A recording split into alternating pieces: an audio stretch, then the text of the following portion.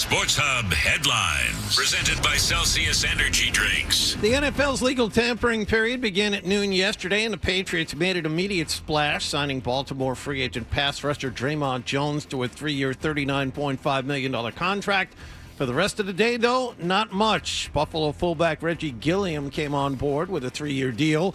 And then finally, overnight, the Patriots got the offensive lineman they needed. They agreed to terms with Jets free agent Elijah Vera Tucker on a 3-year, $42 million contract. In other team news, Karis Tonga has signed a 3-year deal with Kansas City. Tight end Austin Hooper, a 1-year deal in Atlanta. Verdarian Lowe, a 2-year deal with San Francisco. And linebacker Jelani Tavai has been released. Atlanta has agreed to terms with quarterback Tua Tagovailoa on a 1-year contract. Super Bowl MVP Kenneth Walker is signed with Kansas City. Top wide receiver Alec Pierce has signed back with Indianapolis for 4 years and $114 million. Bruins will be back at TD Garden tonight to play the LA Kings. Ryan Johnston and Bob Beers have the pregame at 6:30 and the face-off at 7 here on 98.5 The Sports Hub. Celtics will be in San Antonio to play Victor Wembanyama and the Spurs. Grandy and Max have the pregame at 7:30 and the tip-off at 8 on 105.7 WROR. Jason Tatum in for the Green. Peyton Pritchard questionable with a neck spasm. Garrett Crochet allowed 3 runs in 4 2/3 innings. The Red Sox beat Philadelphia yesterday 5-3 in Fort Myers. And at the World Baseball Classic, Roman Anthony a 3-run homer. The U.S. beat Mexico last night 5-3. Jaron Duran homered twice for Mexico. The U.S. wraps up pool play tonight in Houston against Italy. Sports Hub headlines are brought to you by Catches Law. At Catches, they specialize in helping those who have been injured not only from a one-time incident, but from a lifetime of hard work and labor. Does this sound like you? Visit CatchesLaw.com. I'm John Wallach on Boston's Home for Sports, 98.5 The Sports Hub. Your next update at 6:30. Follow the latest Patriots free agency moves this week. Listen on air and follow us online at 985thesportshub.com/offseason. Ladies and gentlemen, I need all of you to stop what you're doing and listen. Toucher You might hate me, but you're listening. and Hardy Don't bother me. I'm at the Pickle Palace. on 98.5. I know what I'm capable of. He said something about peanut butter, right? Yeah. Boning, baby. Make America nut again. That's gross. That's disgusting. Let's talk about cheese. What are you going to have for lunch? I was at dinner with my wife and a friend. Kitty, kitty, pussy, kitty, kitty, kitty. Flap, flap, flap. Shut up, I'm trying to talk to Paul. Toucher and Hardy Good luck trying to put your finger in it when there's a million holes. on 98.5 The Sports Hub. Let's go.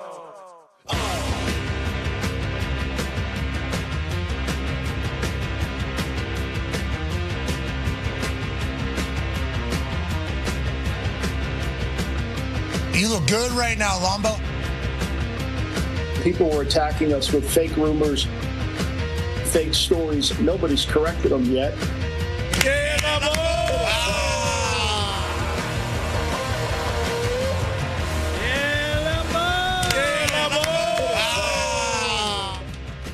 Good morning. It's Toucher and Hardy on 98.5 The Sports Hub. Hardy and Wallach eagerly awaiting Fred's arrival.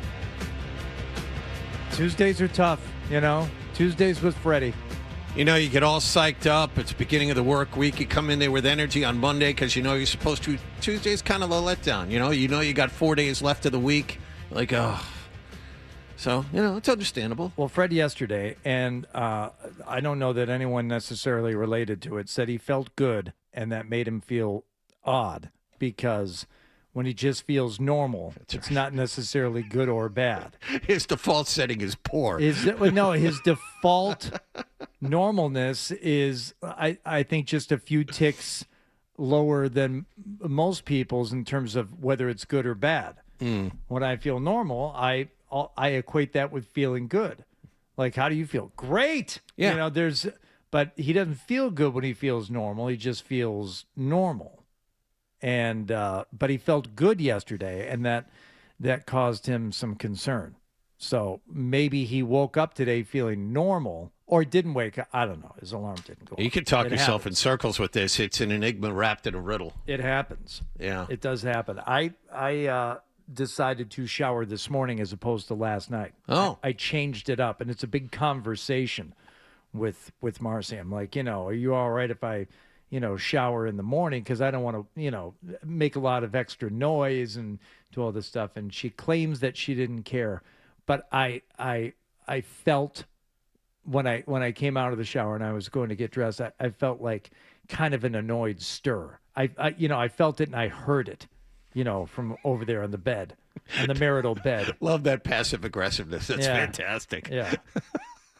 So, how did it feel though? I mean, that's a big for us. I don't like routine, that's a big deal. I don't like change. So, is it like a one and done, or do you want to give it the week and see how you feel at the end of the week? No, I was just so tired last night. I'm like, I don't want to stay awake even, the extra 7 minutes it's going to take me to, shower. And then I feel compelled to lay out my clothes for the next day. I'm like, I'm just going to bed and I'll do all that stuff tomorrow. And, no, I felt rushed. I didn't like it. No, for me, I have to shower most mornings.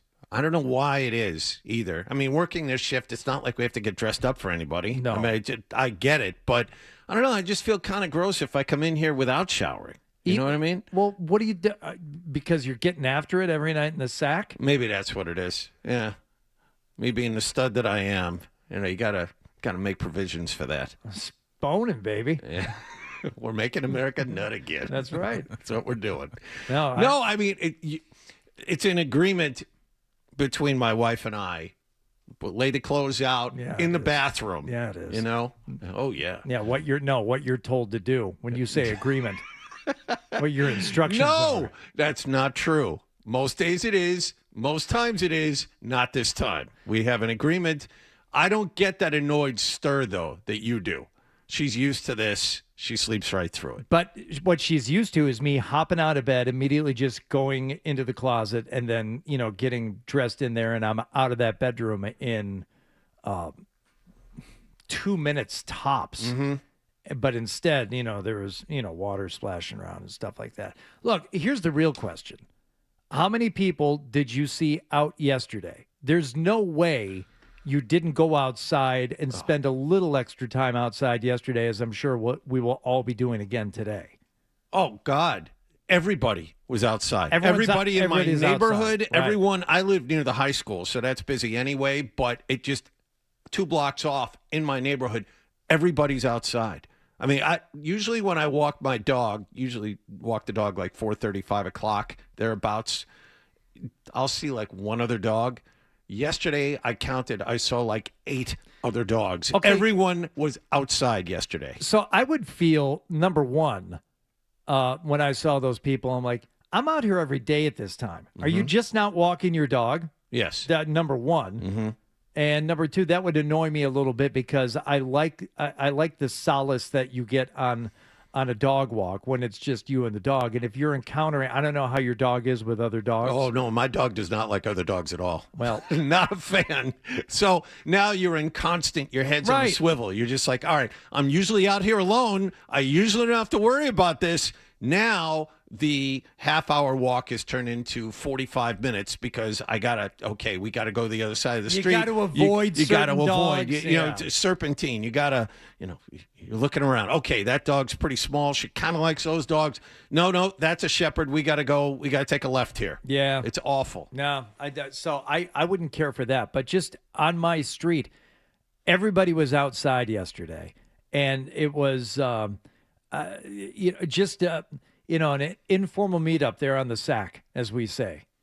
Really? On the cul-de-sac. Oh. Yeah. Sorry. It's just a little sack time yesterday. Okay. And, there's kids out there playing. There's still, as every street has, snow mounds that are still 20 feet high. But, there's kids out there playing on that. I'm outside, which means, if I'm out there just tinkering around, the dog's out there with me.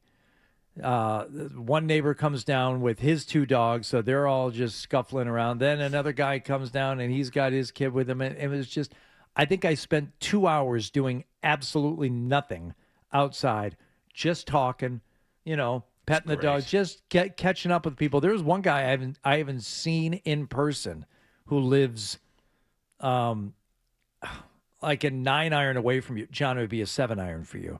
like a 7-iron away from you and 9 from me. I haven't seen him in person since Christmas. How is that possible? You weren't staring out your window, didn't see the guy in the front yard driving around? I'm fully aware of his comings and goings. Okay. I've got that logged. The dry erase board right next to one of the front windows there. Very important to keep track. You got to know. I hear you, though, Hardy. Aware of the surroundings. I have neighbors like that too. And I'm sure a lot of people listening do as well. You have those neighbors that you just don't see them during the wintertime because the way that your routines are set up, you're not outdoors at the same time if you're outdoors at all. But Hardy is extra vigilant about these things, so I find it very difficult. I've seen him. I've laid eyes on him in his automobile, but I haven't spoken with him face to face since Christmas. No chin wags. Fair not enough. since Christmas. Fair right. enough. And we, we still text, and we're in contact. Of course but you do. Yes. Everybody is out yesterday. Today is going to be the day where people lose their minds. Today is one of those days you drive down Storrow. You're going to see all the BU kids out there, laying on the grass and doing. That's the BU kids, right? Yeah, 12? right along Storrow Drive. Oh yeah, right on the right hand side, baby. Yep. That's right. People are going to flat out lose their minds today, as well they should. Yeah, we've earned this. All of us now have earned this. What's this day? What's the snow situation like in your yard? Not good. Not good. I don't get nearly enough sun. I have a big pine tree off to my right. I don't get nearly enough sun to melt this thing as fast as my neighbors across the street. Neighbors across the street, the snowpack is significantly less than in my yard, and it's annoying as hell. I have the driveway because I don't get enough sun where the ice hangs in a couple extra days. And it bothers me. You don't get out there and try and scrape it periodically? I do. As a matter of fact, if you talk to my wife, the last week I was out, after the last big snowstorm, there was that little patch of ice on the right where the ice was, 2-3 inches thick. And that probably was on my side of the driveway, so I would drive over it, packing it down a little bit more, much more difficult to get rid of. And there were a couple of patches there that were really stubborn. They hung in there for like 2 or 3 days, regardless of how much I kind of hacked away at it. It was really annoying. Yeah, in my neighborhood, you're the guy we talk about. Oh, no. You got to get out there when we start talking about different tools you should be implementing to get rid of that stuff. stuff. What tools should I have implemented? Well, there's a tool that I like, and you got to be careful, John, because I pocked up the end of my driveway last year getting too aggressive with the ice tire track removal. But there's one that I use for sod removal. You're putting in a bed, a planting bed of some kind, and instead of just using a trowel or a shovel of some kind, this is I guess maybe not a spade, but it's just a very thin sliver, like a half moon on the end of like a shovel handle. Okay. You just push down on this thing and it cuts through the sod and you use that, and then you kind of get up underneath with the shovel and you can remove big layers of sod very quickly. But that's the tool I feel like you need for those ice tire tracks. And you chip at it just enough force. It's got to be enough, but not too much. And you know this, John. Just enough to get some of that warmth going in there, and it's a reaction that takes place, and it is step by step. All you need is like a small piece to start the process. Yes, and then the air gets underneath, and it starts to warm, and it starts to melt a little bit, and that way, it requires some patience, John. I have questions. I have all sorts of questions about this. Hold all your questions until the end. Okay. It requires some patience. Yeah. But also diligence. Of course. Okay? Yeah. And don't rush the process, because then you end up marking up your driveway. How in the world did you find out about this, that it worked in the driveway? From my father. I see. This is handed down, throughout the generations. I'm sure he learned it from his father, Reed Bailey Poole, who had to learn the hard way moving up from Virginia, during the auto boom there in the 30s. And then he, or during the Depression, I guess. And then he passed it to my father, who passed it down to me. I see. And how much does something like this cost at Home Depot to procure? $24. Hi, Fred. Hello. Good morning. Hardy was just explaining. Well, I to me. know. I'm caught up in it. I walked in, and now, now I got to know. Right. You got to chip the ice. Well, we were talking about how people were losing their minds yesterday. Wallach out walking his dog, which would annoy me. If I saw a bunch of people out walking their dog at the time I do and you never see them out there. It annoyed me. It annoyed me yesterday very much. Yes. So. I'll see one dog when I'm out there for a half an hour. I'm out there 4:30 every day. Yesterday, 8 dogs. Right. And really. And the thing is that a lot of the sidewalk was unpassable because of the melting. And then I would be walking the dog, and then, you got, it's like chicken. The person's walking towards you with their dog, and that's you're walking, exactly and then it. who's going to veer off into the road? Yes. Yes, it annoyed me greatly. I was thinking about that. I heard you guys when I came in, and you talked about how everyone was outside, and I thought to myself, yes, that's very annoying. Yeah. I don't like that at all. We had a 4-dog hangout in my yard for quite a while yesterday. And the one dog is out all the time, which I didn't mind seeing. But the other guy at the end of the street, it's probably the first time his dogs have been outside further away than, 8 feet from his front or back steps, since the snow fell. I'm like, all right, nice to see you, critters. I'm sorry that your owner is such a piece of crap and won't take you on a walk in the winter, but nice to see you out here. Yeah, I've also enjoyed all the dog feces that has accumulated right by my back door. Because the sliding door, because of the 2 feet of snow, the dog was like afraid to go too far out. So he was taking like dumps right by the door. And so now there's, and the last thing I want to do is go out and pick up old dog crap. Well, you've missed the sweet spot. I'm picking up the dog crap, which the snow. Yeah, because believe it or not, Fred, I take a lot of pride in my dog feces removal. I believe it. Yeah. Okay. Right away. I have 3 different shovels placed at different points around the yard. Oh, you don't. Yeah, I do.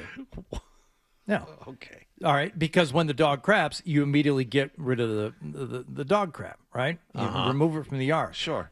And I thought I was doing a good job during the winter. Well, number one, I'm not the only one who lets the dog outside. So anyone else who sees this take place, they're not picking it up right away.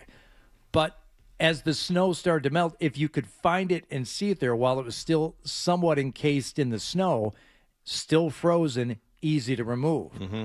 The 2 that I found yesterday, fully melted, and now it's a whole situation. The sweet spot is gone for the dog feces removal. Now it's a mess. But if you can get it when it's cold, you know the joy of that. And believe me, I've treated myself a couple of times. She goes late at night and it's real cold. I'm like, You know what I'm going to do? I'm going to let that sit overnight. And I'm going to come out here tomorrow and it's going to be frozen. You can pick it up with your bare hand. Oh. Yeah. Yep. Yeah. Yep. You can shove it right in your mouth. Oh. It's like a popsicle. Yep. Mm-hmm. It's different than the summer. I actually Googled how long it takes dog crap to decompose. Oh. And it's 6 to 9 months. Ooh. They say. All right. Unless it's warm and humid, then it decomposes faster. Yeah. But that crap's not going anywhere. So I don't know when the landscapers start showing up again. But that's going to be something like I didn't know. I mean, I don't have much of a backyard, but there is plant life. So it is required that they come back there at least a couple times. But like even on the back stoop, like behind the screen door, there's dog crap laying there. So it's a whole situation. All right. Well, look. Yesterday was the beginning of NFL free agency. The Patriots signed a player. We talked about it some length yesterday. A player that I'm somewhat familiar with. He doesn't play a lot, but when I've seen him play, when he does play. When he does, he's dynamite. I've seen every game he's played. So there hasn't been a lot of them. In the 27 games he's played out of a possible of 68, he's looked good in those 27.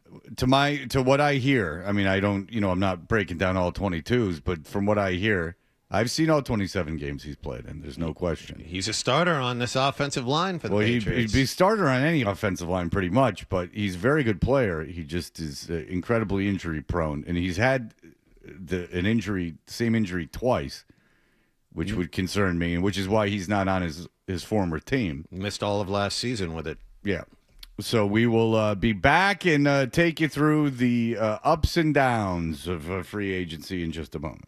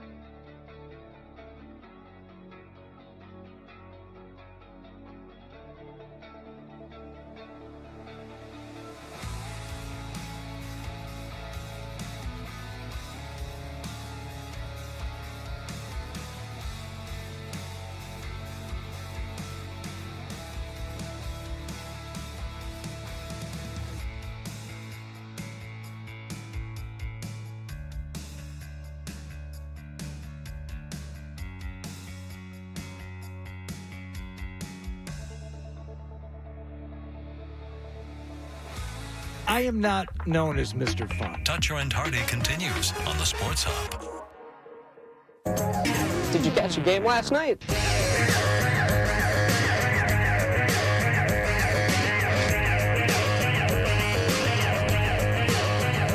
Hey, we are Toucher and Hardy. If you want to see all the free agency action, go to 985thesportshub.com/offseason for the latest on the Patriots and NFL free agency. Alex Barth and Matt Doloff have the signings and rumors, plus free agent tracker is back and live right now.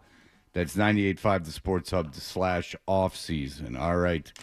Hardy, the beginning of it was yesterday. What do you got? Well, yeah, you mentioned Alex Barth there, who was this kid buys ink by the barrel this time of year. He was up late last night penning this piece about Elijah Vera Tucker, as Ian Rappaport was the first to report that the Patriots are signing the guard and giving him a 3-year deal, according to Adam Schefter, worth up to $48 million. Going to turn 27 years old in June. As you said, Fred, originally drafted by the Jets in 2021 out of USC, and has had issues staying on the field in terms of injury. Yeah, we talked about him yesterday. He's had not just issues staying on the field. I mean, he never plays. He's played 27 games in, 4 years? 5 years? It's got to be 5 years. Yeah, it 5 or 6 years. Same draft as Mac Jones, right? Here's the breakdown from Barth. He played and started all 16 games as a rookie, and made just 12 total starts over the next 2 years. 2024, he played and started in 15 games, but then missed all of last season with a torn triceps. Okay, so this is his 5th season. Listen, he was a top 10 pick for the Jets. He was obviously the first guard taken in that draft. He played very well, but he's torn his tricep twice, and he's been hurt aside from that. I mean, the Jets could have afforded him. Here's what would concern me, is that the Jets could have afforded him. The Jets went and signed a bunch of guys in free agency and made trades. They're trying to improve next year, and they didn't keep him. That's my concern. Another concern for me is this tells me, obviously, that Will Campbell's your left tackle. Yes. So, and now he's playing left tackle, and now I don't think they're going to draft a tackle because it sounds like Morgan Moses is coming back. So here's the thing. If there is a tackle that slots in on the right side, I wouldn't put it by the Patriots to draft a right tackle and say, Morgan, we're happy you were here. Thank you very much for your service. You think they'd cut him after the draft? I'm just saying, if a right tackle that they really like presents himself at the end of the first round, or it's a plug-and-play type situation, yes. Okay, because I don't think they're going to do that. I think that they're going to want someone who plays right away, and I think they're going to have to get a receiver. I think there's a lot of stuff. They're going to have to get an edge rusher. They're going to have to get a receiver. There's a bunch of things they're going to need. And they're not. I don't think they have the luxury to get a redundant player. Like if they have Moses and they think Moses is going to play this year, I don't think they can take in the first round. They can take a tackle in day 3, but I don't think that they can take a tackle in day 1 or 2, or certainly not in the first 2 rounds. Yeah, there are a lot of obvious needs still for this team. They still need another pass rusher. They still need a swing tackle. They still need a lot of things. Here's what concerns me about that offensive line is that Will Campbell's coming off an injury. He played like the worst player in the playoffs when he was in there. Then you have a right tackle who's old and injury prone, who by a miracle played every game last year. And then you have Elijah Vera Tucker, who's more injury prone than all of them. But following his history, he's due to play this year. Now, in the season starting in 27, I would not expect him on the field. But 26, he should be good for 15, 16 games. Given the Patriots' luck last year, I wouldn't be surprised if he played 17 games next year. But I would not count on him being around for the year after that. I understand you're looking at trends, but I think the Patriots used up all their good luck last season. I think they're due for something to go south. Well, you guys, first of all, there's a lot of things to be addressed. Number one, they did address one of the pass rushing needs yesterday with Draymond Jones. So that's a 3-year deal worth up to $39 million. And thank God we got that fullback thing figured out. I don't know what they were going to do without the new James Devlin in there. Josh needs a meathead. Josh needs that guy. Well, he needs him. I mean, listen. Reggie Gilliam is signed to the Patriots on a 3-year, $12 million deal. Have you seen his stats? $6 million in guaranteed money. All right. Well, listen. Let me take you through his stats. Okay. 2020, he played 14 games. He didn't carry the ball or get a touchdown or get a reception. Sure. So 2020 was COVID. So Right. let him. But he played 14 games. Okay. But don't ask him to carry the ball or to catch the ball. Too much to ask. I wouldn't. He's a fullback. That's right. I wouldn't ask him to do anything. No, he's just a guy that you put out there to do nothing. Well, so you need 11 guys on the field. So. That's true. And so you want one that maybe go tackle eligible when he's out there. 2021, 16 games. He got 3 carries, 3 yards. Okay. So he's a bruiser. But you go, well, he must have a lot of goal line situations. No touchdowns. Don't worry about it. But he did have a 2-yard carry. So that means he had 0 yards. So on he one carry. got loose on one. He did get loose. 2022, 15 games, no catches or carries, but it's fine. I don't care. 2023, 17 games, no catches or carries. Don't worry about it. But then he starts cutting loose for Buffalo. Remember when all the times you saw Buffalo and you would go, look at that Gilliam kid. Yeah, when Josh Allen was not involved in the play whatsoever, because that happens a lot. Well, listen, I'm sorry, he did catch some passes in those years. He caught 2, 3, and 8. Ooh, I apologize. Hey. I'm looking at something else. But in 2024, he carried the ball 3 times for 7 yards and no touchdowns. From what I'm seeing here, he has no rushing touchdowns in his career.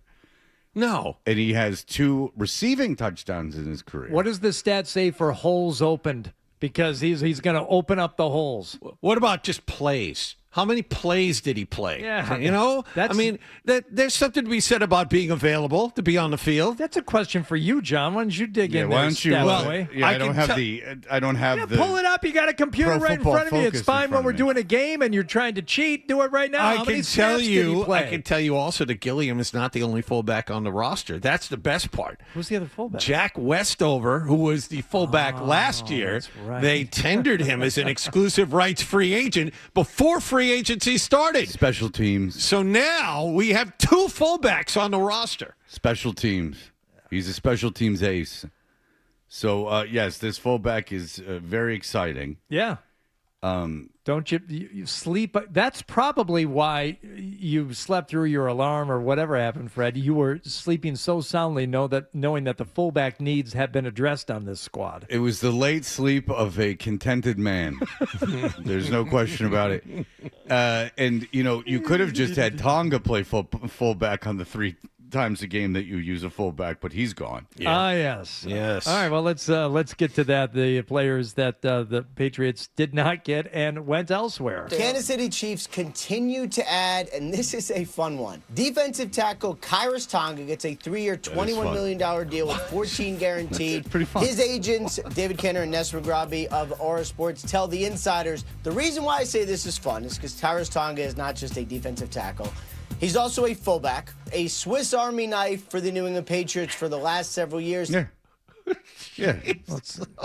He's all over the place. The Swiss Army knife that you got as a gift and you used twice. Exactly. Hey. That's a good point. Yeah. Sorry, 12.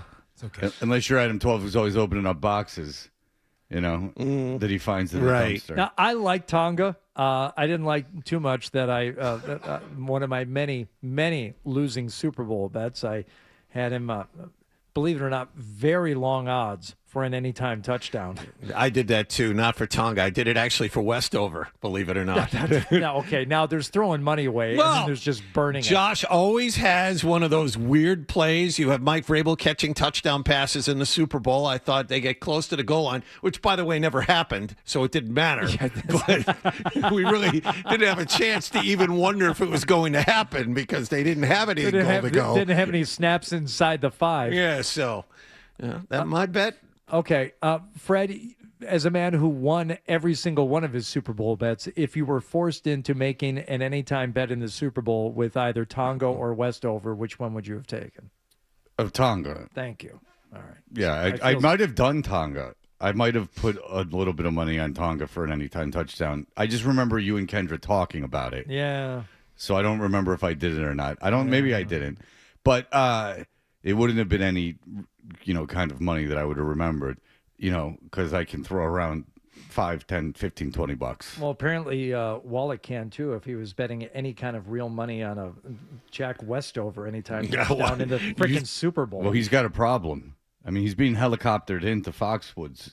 I mean, that's why he gets here so early. Is he's still up from last night? Oh, because he orders up the blade at 4 a.m. and it gets him here by 4:45. I mean, it's gratis, but I mean, he's really paying for more than it would cost for the. Oh yeah, it's like the free hotel rooms that right. you get in a casino. It means you're a real sucker. Yeah, it's anything but free. Hold on, stop the presses. We actually have someone commenting on the Reggie Gilliam signing. Taylor Kyles from CLNS. Now, he's not the traditional downhill guy that they usually have, like more of a Patrick Ricard, which was why I wasn't sure if he would be necessarily one of the best fits, but because he's more of a move guy where like he's not going to go and crack a guy on ISO necessarily. He's more going to be. What the hell is he talking about? Well, okay, he's not a downhill guy. He's not going to blow somebody up in a blocking scheme. What exactly is he going to do? Necessarily, he's more going to be the one who is moving across the formation using motion. How do you know that? How do you know that? I don't think with he does. any kind of certainty. I don't think he does. Honest to God. I don't think he does. He was watching Taylor Kyles. No. Taylor Kyles was watching Reggie Gilliam. No, you last weren't. Year. Yes, he was. You were not. No one was. So he's a fullback that doesn't catch the ball, run the ball, or block well. He goes in motion. So he's a decoy. Yeah. He's very tricky. A decoy that is... Keep an eye on that guy who caught 11 passes in his career. Watch him. Watch him. There's a lot of years where he did not touch the football via handoff. Yeah, decoy.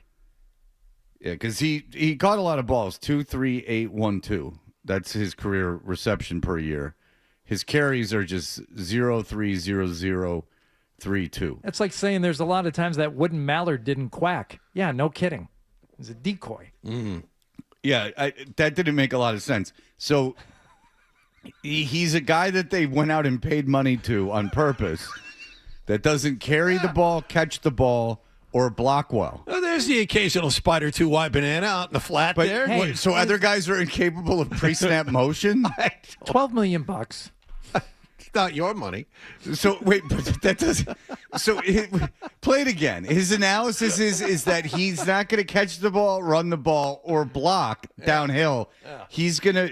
They're gonna motion him. All right, you shush. Let Taylor cook. Now, he's not the traditional downhill guy that they usually have, like more of a Patrick Ricard, which was why I wasn't sure if he would be necessarily one of the best fits, but because he's more of a move guy where like he's not going to go and crack a guy on ISO necessarily. He's more going to be the one who is moving across the formation using motion. The hell? What? Seriously, what the hell is that word salad? It's nothing. He never saw that guy before in his life. No one watches the Buffalo Bills for Reggie Gilliam. You watch it. I know Taylor Kyles. I trust Taylor Kyles. Okay. And I believe that Reggie Gilliam's going to be used in motion. It's like my son giving a book report. He speaks Taylor, with such authority. Call in, my Taylor. God. Defend your on Reggie Gilliam. Defend your Reggie Gilliam. My God. Not even take so much as it's just information. He's just giving us information. Now, J.D. Salinger wrote the book. Now, no one knows what J means. No one knows what D means. He's a very private man. Salinger, though, was indeed his last name. And he wrote this book that I'm holding in my hand right now. You're sounding an awful lot like Adam Schefter. He had good information on both Alec Pierce and Tua Tagovailoa, as Alec Pierce will not be coming to the Patriots. No, yesterday we found out that wide receiver is staying in Indianapolis. Alec Pierce, where will he go? Well, he's staying with the Colts. Wow. I can't hear him say anything without wanting to strangle him. Just calm down about it. Just calm down. How is that? How do people listen to that? It's just like carrying on and on and on. Like, let Schefter talk because he's about to say something pretty deep. But. Schefter, how the hell did this come to be, Shefty? And what do we know? I think is 116 over 4 years, Shefty. Is that what it is, Pat? 160. So again, just to confirm, because you're the insider here on your guy. Okay. The deal is done. I want to make sure. You look good right now, Lombo. Jesus Christ. 116 million over 4 years, whatever with that, but $60 million fully guaranteed makes Pierce the highest paid free agent receiver in NFL history. In order to pay him, they traded Pittman to the Steelers. He wasn't going to the Patriots. That's a ludicrous amount of money for him.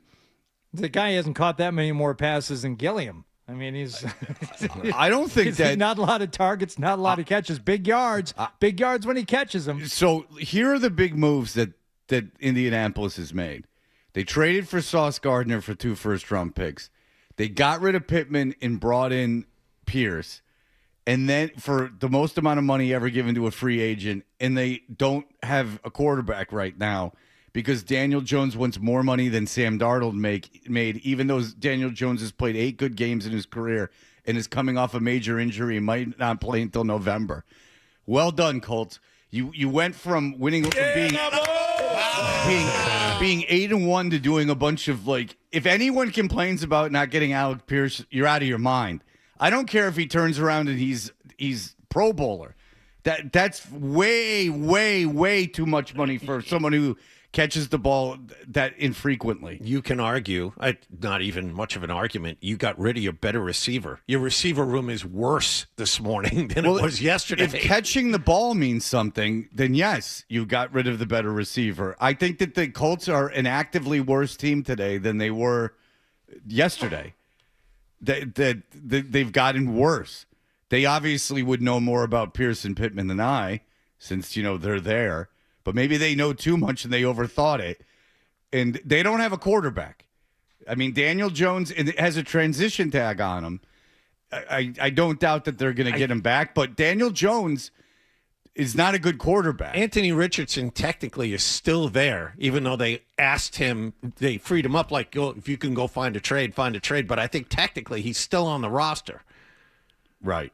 So, yes, I think the Colts don't really know what they're doing. They've blown all their draft capital. They don't have a quarterback. Now they don't have a number 1 receiver, really. And they gave up 2 picks for Sauce Gardner. And he didn't tackle. All right. We'll be back in just a moment. Here are the headlines. Essential Sports Hub headline presented by Celsius Energy Drinks. NFL's legal tampering period underway. Patriots have made 3 moves. They've signed Baltimore pass rusher Draymond Jones, Buffalo fullback Reggie Gilliam, and overnight injured Jets offensive lineman Elijah Vera Tucker. He missed all of last season with a torn triceps muscle. The Patriots' Christian Barmore had battery and assault charges against him dropped yesterday by the state. Bruins are back at TD Garden tonight to play the LA Kings. Ryan Johnston and Bob Beers have the pregame at 6:30 and the face-off at 7 here on 98.5 The Sports Hub. Celtics are in San Antonio tonight. Granny and Max have the pregame at 7:30 and the tip-off at 8 on 105.7 WROR. Peyton Pritchard is questionable. Red Sox beat Philadelphia 5-3 in Fort Myers. Garrett Crochet allowed the 3 runs in 4 2/3 innings of work. And at the World Baseball Classic, Roman Anthony, a 3-run homer. The U.S. beat Mexico last night 5-3. Sports Hub headlines are brought to you by Bill Burr live at Centerville Bank Stadium. Get ready, New England. Bill Burr is coming to Centerville Bank Stadium Friday, June 12th. Tickets go on sale Friday at 10 a.m. at Ticketmaster.com. I'm John Wallach on Boston's Home for Sports, 98.5 The Sports Hub. Your next update at 7 o'clock.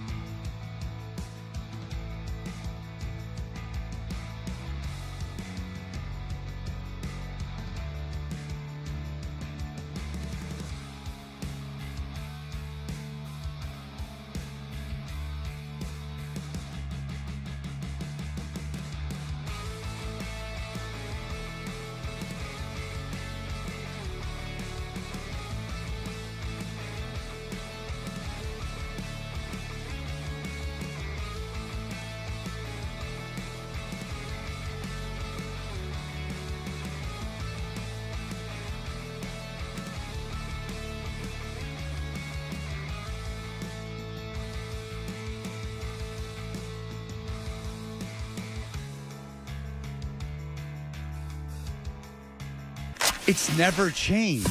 It's never changed. It's the same thing over and over and over and over. It's just never good. It wasn't funny the first time. Toucher and Hardy, mornings on the Sports Hub.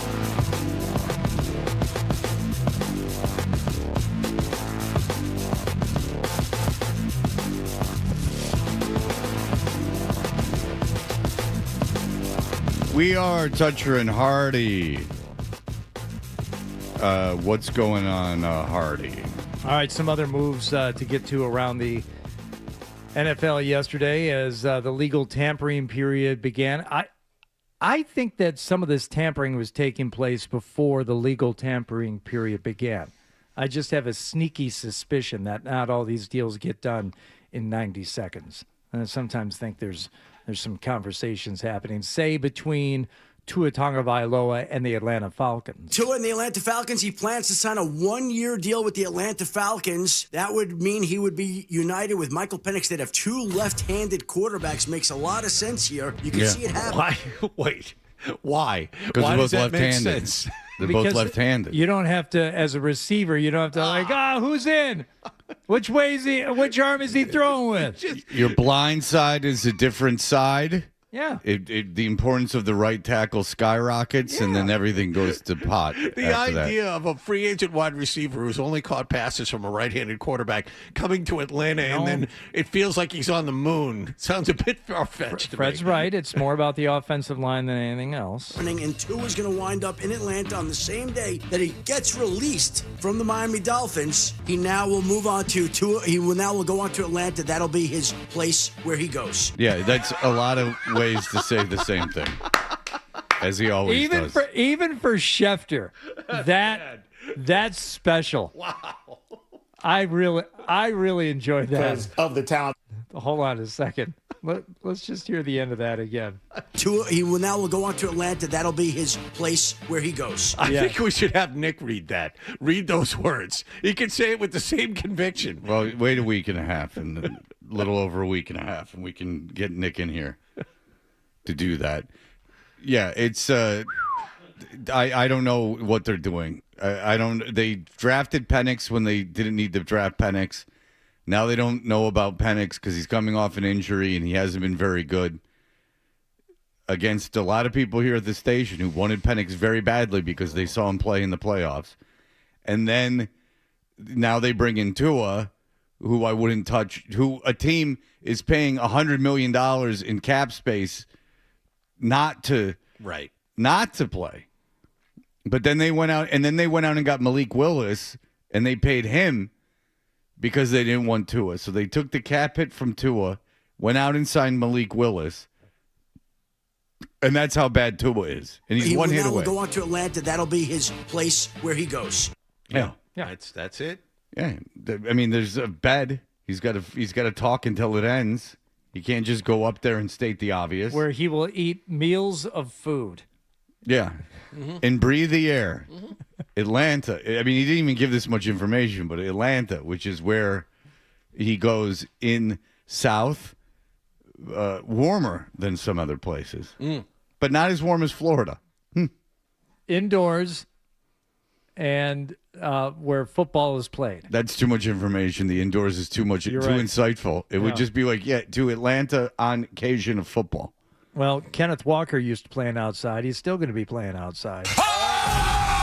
Oh, Jesus Christ. Shefty tweet! I hate Somebody this. got a bag. Who is it? I hate it. Kenneth. Kenneth Everything Walker about going to the Kansas City Chiefs, solidifying their backfield. Okay, I love that, Schefter. Way to go. Hey, thank you, Schefter. Put one on the board. Now he's back at it, by the way. Now he's back at it. Okay, so Kenneth Walker signs with the Kansas City Chiefs. I maybe added some extra cheers in there at the end. Who would know? It's just a big vomit of garbage. So, a lot of teams, a lot of AFC teams, a lot of teams that underperformed last year, like the Kansas City Chiefs, making a lot of moves. Patriots, relatively quiet so far. Mark Ross? Even though they do still have, I think, 9th or 10th in cap space, you haven't seen them making a huge splash. They did sign Draymond Jones, which I think is a sneaky good signing. And I think you'll see more of those type of signings from the Patriots, of foundational guys, veterans that you know what you're getting out of, not actually those superstar top of the market ones. And that's because of the talent that they've already had drafting and signing from last season. Bold prediction, considering all the big names are off the board. I mean, what's superstar? The analysis of free agency is just annoying. You'll hear diametrically opposing viewpoints on it too. Like, some people think Malik Willis is the greatest thing that's ever happened. Some people think it's a disaster. We're having Jory Epstein on. There's this thing on Yahoo, if the Jets tried to get actively mediocre. Well, yeah, I would imagine. Yeah. That mediocre is better than terrible. I'm just gonna say that's north. Yeah, like and this isn't about the Jets. It's just Adam brought it up, and I just looked it up. It's like, what an odd thing to say. Like, are they trying to actively get mediocre?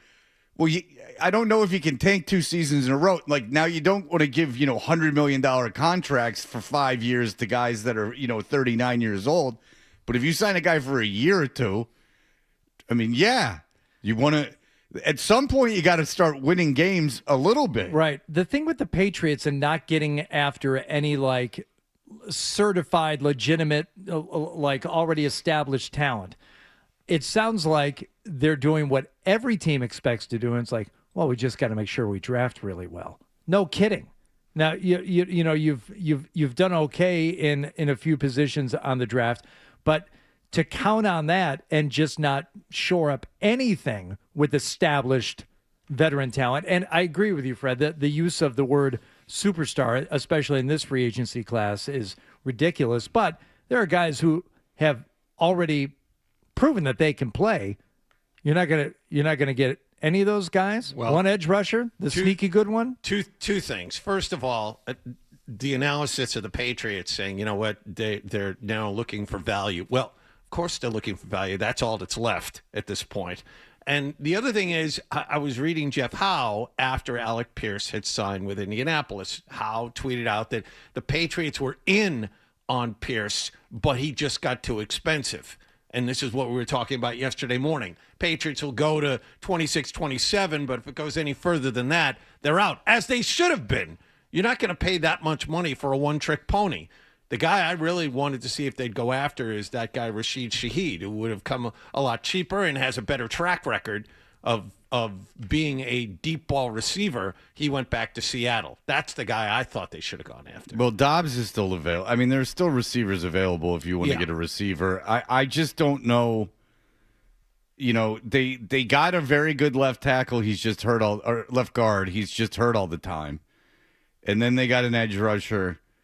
And then that fullback who carries the ball, every other year or so. It's a couple years, sometimes he won't carry the ball.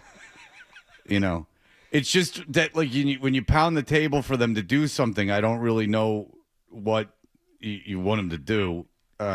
In a perfect world, you needed a pass rusher. You got a pass rusher. You needed a left guard because you're moving Wilson back to center. You got a left guard. Those are two areas of concern that you had. You, in theory, solved those problems. Yeah, I just don't know who you want them to. Like, I look at the free agency this year, I would not have given Alec Pierce anywhere near that money. I mean, that Alec Pierce money for him to stay in Indy is crazy. And then there's that thing of like, well, yeah, they offered him, but they were interested in him until it got too expensive. Well, that's what happens is when someone gets too expensive, you then pivot and you move to something else. I understand that they technically have the cap space to do it, but I don't know if that's how you want to operate your business. So we'll see. There are still receivers on the board. I would want them to get a receiver. I'd want them to get a veteran receiver. Yes, and probably, if you can, either draft or a tight end. One of those two. Well, yeah. Both. Sorry, both. Well, you got to draft edge rush. You got to draft. Tight end. You got to draft receiver. You got to draft a lot of things. All right, we'll be back. Maybe you draft a linebacker. There's some things. Spillane can't be at this level forever. When you've hit the zenith of your powers. Very true. and when they lose him, they need someone around. Is Van Noy a free agent? Probably. I mean, I'd guess. There's no way he's retiring. All right, we'll be back in just a moment. He will now go on to Atlanta. That'll be his place where he goes.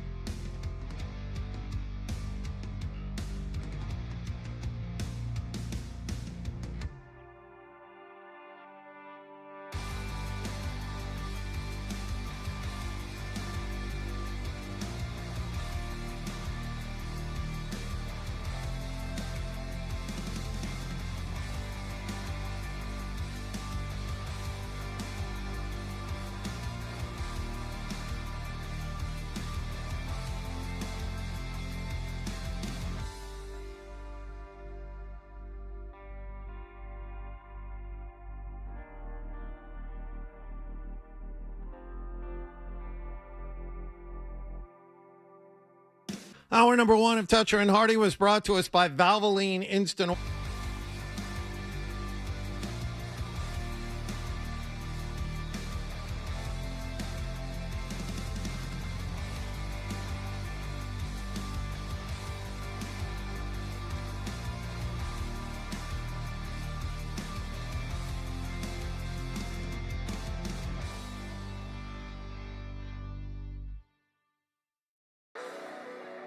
Sports Hub headlines. Presented by Celsius Energy Drinks. Flag went up on NFL free agency yesterday. Patriots have signed 3 players in the first 19 hours or so. First, they reeled in Baltimore edge rusher Draymond Jones on a 3-year, $39.5 million contract.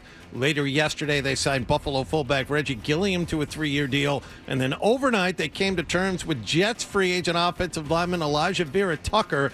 It's a 3-year, $42 million contract. Kyrus Tonga is signed with Kansas City, Austin Hooper with Atlanta, and backup offensive lineman Verdarian Lowe with San Francisco. The Patriots' Christian Barmore had battery and assault charges against him dropped yesterday. Atlanta has agreed to terms with Tua Tagovailoa on a 1-year contract. Super Bowl MVP Kenneth Walker is signed with Kansas City. Alec Pierce is signed back with Indianapolis, and Mike Evans is headed to San Francisco. Bruins will be in action tonight at home against the LA Kings. Ryan Johnston and Bob Beers have a pregame at 6:30 and the face-off at 7 here on 98.5 The Sports Hub. Celtics will be in San Antonio tonight. Grandy and Max have the pregame at 7:30 and the tip-off at 8 on 105.7 WROR. Jason Tatum is available. Peyton Pritchard is questionable. Garrett Crochet allowed 3 runs in 4 2/3 innings. Red Sox beat Philadelphia in Fort Myers 5-3. And at the World Baseball Classic, Roman Anthony a 3-run homer last night. The U.S. beat Mexico 5-3. Jaron Duran 2 homers for the Mexicans. Going on right now, Japan and Czechia are scoreless in the 4th inning. Sports Hub headlines are brought to you by East Coast Metal Roofing. Never ever replace your roof again. It's East Coast Metal Roofing's Spring into Savings event, where Sports Hub listeners get 10% off the new roof that's guaranteed to last a lifetime. Call 844-611-ECMR or eastcoastmetalroofing.com. I'm John Wallach on Boston Tone for Sports 98.5 The Sports Hub. Your next update at 7:30. What will free agency mean for the Pats? We'll let you know. Listen on air and follow us online at 985thesportshub.com/offseason. Toucher and Hardy. Individuals who seek acceptance, respite, and care. 98.5 The Sports Hub. Hey, we are Toucher and Hardy. You can watch us on YouTube. Subscribe to 98.5 The Sports Hub on YouTube. This is just something interesting very quickly from ESPN.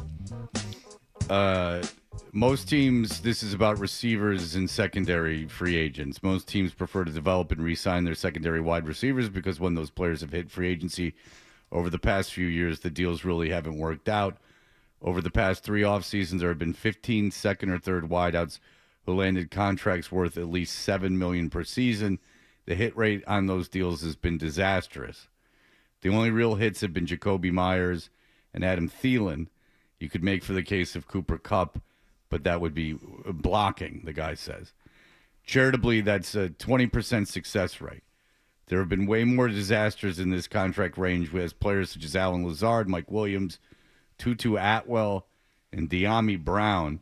All have played their way out of favor and into healthy scratch territory by the end of year 1. Well-known veterans like Hollywood Brown, Curtis Samuel, and Joshua Palmer weren't able to parlay moving teams with Hall of Fame quarterbacks into more production. These guys haven't been appreciably better than the players on lesser deals or rookie contracts, but they've cost much more to roster. So we've already seen a handful of these deals handed out on the first day of free agency, and I'd be nervous to see how they play out for all the teams involved. The Falcons inked Johan Dotson, who wasn't able to command consistent targets as a third wideout in Philadelphia, to a 2-year pact for $15 million. Jalen Naylor, who was the third wideout for the Vikings, joined the Raiders for 3 years and $35 million. The Seahawks also split the difference and brought back a veteran who spent an abbreviated season with them by re-signing Rashid Shaheed, who inked a 3-year, $51 million deal to stay in Seattle. So don't be too upset about not getting Alec Pierce. That's a big overpay. That's fine. I think for years teams have looked anecdotally around the league and seen a receiver that was either, drafted way back or brought on from another team on shorter money, and something works, something clicks with a new quarterback, and GMs and coaches start thinking the same thing. Oh, I like that guy, and we can get him either at a good deal or we can pay him what he wants, but we know how to use him. We know how to utilize him. And anecdotally, you can look around the league and see where that does work out from time to time. But the majority of the time, it's like you just said, Fred, the production isn't there. And if the targets and the receptions aren't there with one team, chances are it's not the scheme, it's not the quarterback, it's the receiver. And just, a change in address isn't going to fix that for him. Yeah, teams, the bottom line is teams don't let good corners or generally good corners or receivers go. And they're players that they can keep. And as we know in the NFL, you can keep your own players if you want to.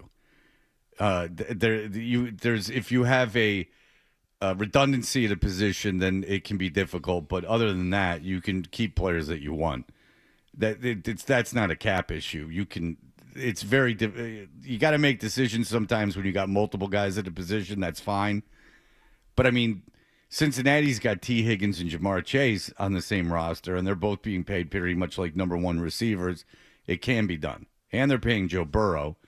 Now, listen, they don't have anyone on defense and a cheap owner, but nonetheless, it can be done. All right. Let's pivot for football. Christopher Price will be joining us next segment. And what are we doing here, Adam? I have a list. It's a list. Yes, we have a list. We love lists. Folks. We love lists. We love lists. The greatest lists. So I've pulled together a list of albums that celebrate big anniversaries today, and it's up to you guys. Not today, this year, to figure out which albums were released in which year. So which of these are celebrating a 20-year anniversary, a 25-year anniversary, a 30-year anniversary. So we're focusing on albums released in 2006, 2001, 1996. Pretty Okay. simple. You can all work together and try to figure these out. 20, 25, or 30? Is that what it is? 20, Okay. 25, or 30. All We're right. focusing on. We could go back to 35, but like the 1991s are pretty obvious. Like obviously, like if I said Nirvana's Nevermind, you'd know that was 91. That was a pretty simple one. But so instead, you know what? Hardy will go with a band that you enjoy. Tool's 10,000 Days. Does that turn 20, 25, or 30? In 2026. I got no idea. I know this is a bet on the station. Yeah. I've never owned a Tool album. I wouldn't know. This turns 25 this year. That is incorrect. 10,000 Days was released in 2006. How about that? Stupid idiot. Hardy, Fred, the album that we... By the way, that would be the band that I would make the trip to Vegas to see at the Sphere. I think that would be fun. And by the that's way, supposed to have... They are doing that. No, they're not. No? Oh, no, No, I don't know. It was another band. It wasn't Metallica Tool. is doing Yeah, it. Metallica. Yeah. When Hardy was teasing like they were going to do it, it was because their drummer said they wanted to do it, and the Sphere said they had someone else coming in. Yeah. But that turned out to be Metallica. You've been listening to Eddie Trunk. Good for you, That's Adam. right. Eddie Trunk was on top of that from the very beginning. I could understand if you didn't remember Hardy because the news of Sebastian Bach joining Twisted Sister dominated a lot of conversation, as it should. And listen, some talk yesterday about four-piece bands not staying together as long as trios, and the examples he used, King's X, of course, still. Rush played for a very long time, still named Pure died, and Zebra. Zebra? Yeah, Zebra. Those are the three Not examples. Zebra he Head, used. the kind of crossover ska punk pop band, but Zebra. I don't know either, but I will tell you that Zebra apparently are still going strong. All three original members. So listen, that is exciting news. But I've never owned a Tool album. I don't get Tool. I don't understand why people like them so much. I like A Perfect Circle more than I like Tool. Yeah, Maynard said A Perfect Circle is Tool for girls. Yeah. Yeah. That's fitting. Being that it's the catchy songs and the shorter, catchier songs. Yes, I do enjoy that. a little bit in the minority there, I guess. Fred, you've also enjoyed the music of and spending time with the band Incubus over the years. We sometimes play Gandalf or Incubus at sometimes. So what? Sometimes. I became Still Gary funny. Dell'Abate Yes, there. that's right. Sometimes. 9. Yes, how many, was it 9 years ago? No, how many years ago did Incubus release their Morning View album? Is that 2006, 2001, or 1996? Which album is that? That is the one that has Wish You Were Here on it. That is the one where he talks about, I dig my toes into the sand. And So that's not their first Skywalker. album? No. I would imagine that's 2006. That is 2001, I'm sorry to say. Incubus released Morning View. But I'm sure they played those lovely songs after you interviewed Wait, them. the first album came out before 2001? Yes, their first album. Yeah. Well, their really first album it had that silly name, came out in like the mid to late 90s, but then their breakthrough album came out in How can you forget the year you heard about the sky being a backlit canopy with holes punched in it? Yes. He's counting UFOs. He's signaling them with his lighter. And in that moment, Fred, he was happy. Yeah, I mean, the sky looks like someone took a black tarp and punched holes in it and put a light behind it. Yeah. That is true. That's a beautiful, beautiful analogy. Well, he's a poet. Or imagery. He's an artist. Analogy. He has books of poetry. He does, and they sell very well, and everyone enjoys them. You can't open up the New York Times book review without a glowing praise for Brandon Boyd's books of poetry. He had a cameo as Jesus Christ in the fantastic TV show Reservation Dogs. Yeah, and it ended kind of with a thud, and then when he showed up, you knew it would. And by the way, a lot of pressure on the DJ from Incubus. If you ever see them, especially, it's got to kill them because they made Incubus get a DJ. There's no way they had one originally, and that the label was like, you need to get a DJ. Yeah. Because Go on. and so I don't need this in the background, please. Yeah, you do. Listen.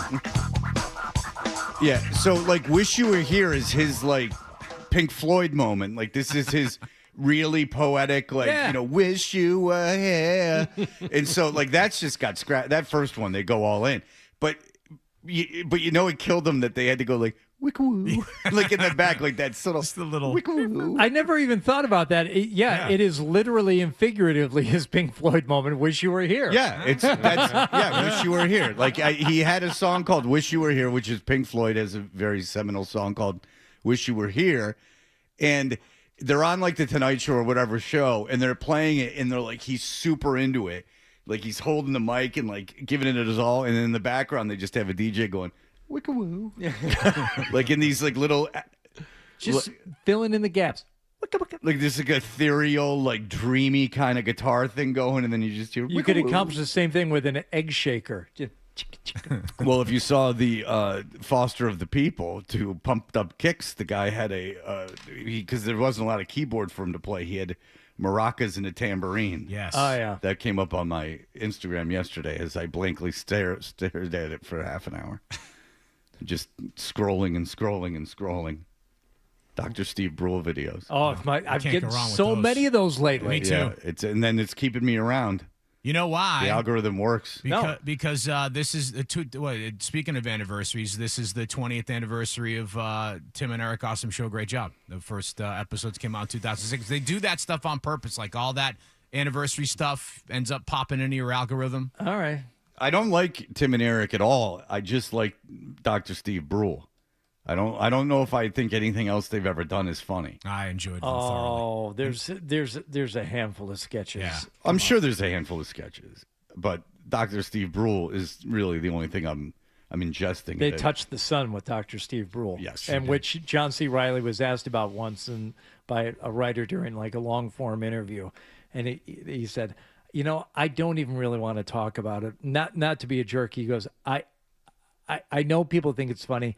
I don't know why it's funny. And if we start dissecting why it might be funny, it's not going to be funny. Yep. So let's just not talk about it. But he had the one I showed my daughter yesterday is he goes, a word nerd. He has a guy who's into words, and he goes, dangus. And he goes, and he goes, what? He goes, naughty part in front, make milk, or whatever he says. And then he goes, rangus. And he goes, what's rangus? And he goes, where hot brown rain. Your stomach. He goes where your stomach is. I can't even remember what he says, but he goes, and you make hot brown rain. Rangus. He goes, Dangus. And he goes, Vegas? That's a place. He goes, Dangus. And then he doesn't know, and then he goes, Rangus. He got dumber and dumber and dumber. And then they had the spin-off show with Check It Out, and it was, yeah. Oh, no, I know. Cherry red. One of paper equals 4 of coin. so you can't lose at the casino if you play one of paper equals 4 of coin, you see. That's right. He was using the hunks change. will break your bones, though. So be careful. All right.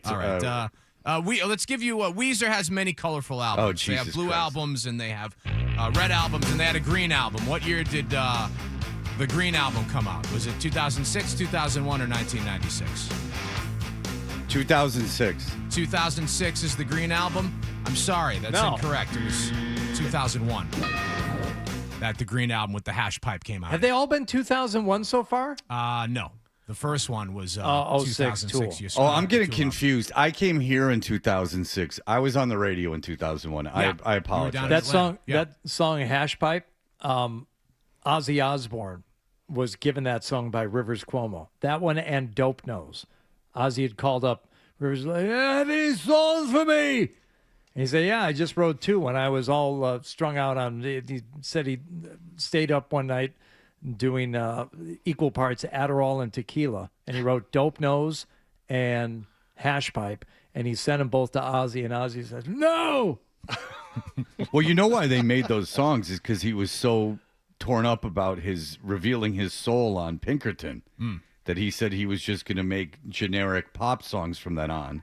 Yeah. And that's why that stuff came out. Worked out pretty well for him. I'll give you guys one more. Hardy, this will bring you back to your last shift before this one. It's the intro to the that's midday 96. show here. That's absolutely 96. Yes, there you go. Absolutely. This Rage Against the Machine's Evil Empire. This was the song that I played as the players took the ice for the New Mexico Scorpions, one of my many side gigs, because, Fred, as you know, I can't turn down work, and they said, "Would you like to be the arena music guy?" Which I actually needed the money, too. There in Albuquerque. Which arena was this? This was Tingley Coliseum. Tingley Coliseum. And that's where the Scorpions played, and I would play that as they took the ice for warm-ups. And, it's nothing but, 20-year-old Canadian kids and a few older ones who, just never hanging you're not on. making you're not making the show. Yeah. But one of them pulled me aside one day and what is that Pocket Full of Shells song you always play? Come on the ice. It says Rage Against the Machine. He goes, "I hate it." All right, well, I'll have to ask Eddie Trunk if the Scorpions did indeed play in Albuquerque in 2001. Oh, the Scorpions absolutely played Tingley Coliseum in Albuquerque at some point in time. Well, believe you me. Well, I don't. I apologize for not taking your word for it. I'll Eddie have will to know. ask Eddie. Yeah. Go to the Do source. you even have jeans on? Today? Yeah. I do.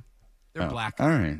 Eddie would black? Approve. Eddie would approve of my black jeans. Uh, Metal show ready. Do you have puffy high top sneakers on? No, I'm not Jerry Seinfeld. Well, that is He didn't wear high tops. That's the uniform. Yeah. Jerry didn't wear high tops a lot. He wore, what did he wear? Not Air Force Ones. I can investigate. There's been a lot of deep dives into He wore sneakers. cowboy boots in the episode I saw yesterday, I think. That's not the tight jean one, is it? When Kramer's got the tight jeans on? No, I don't think so. All right. I didn't watch much of it. I didn't like it. Jerry is doing too much slapstick comedy in that one. Leave that to Kramer. I just like when it's on. I don't really watch it. I just have it on. I'm not watching it. It's just on. My friends, they're in the room. I don't need to talk to them or hear what they're saying. Just enough that they're there. The cowboy boots episode is the mom and pop store. When he gets the store shut down for the electrical thing. Okay, yes, that's a good one. That's a good one. I like the Jerry slapstick when he puts the glasses on in the episode with the movie theater. Like when the guy's crazy, he's like, "You'll eat the gum." I like when he wears those glasses because he's laughing for real. He's having a good time. He seems like a kind of like a. Well, that's why you like Jimmy Fallon so much too.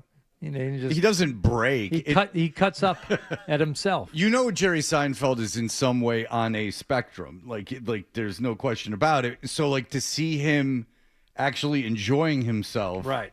is very rare. And I actually, because he seems like such a dick that, like, you know, and I don't even know if it's like his fault, but it just, when he seems to be enjoying himself, I get a kick out of it. I'm sorry. Far be it for me to enjoy something.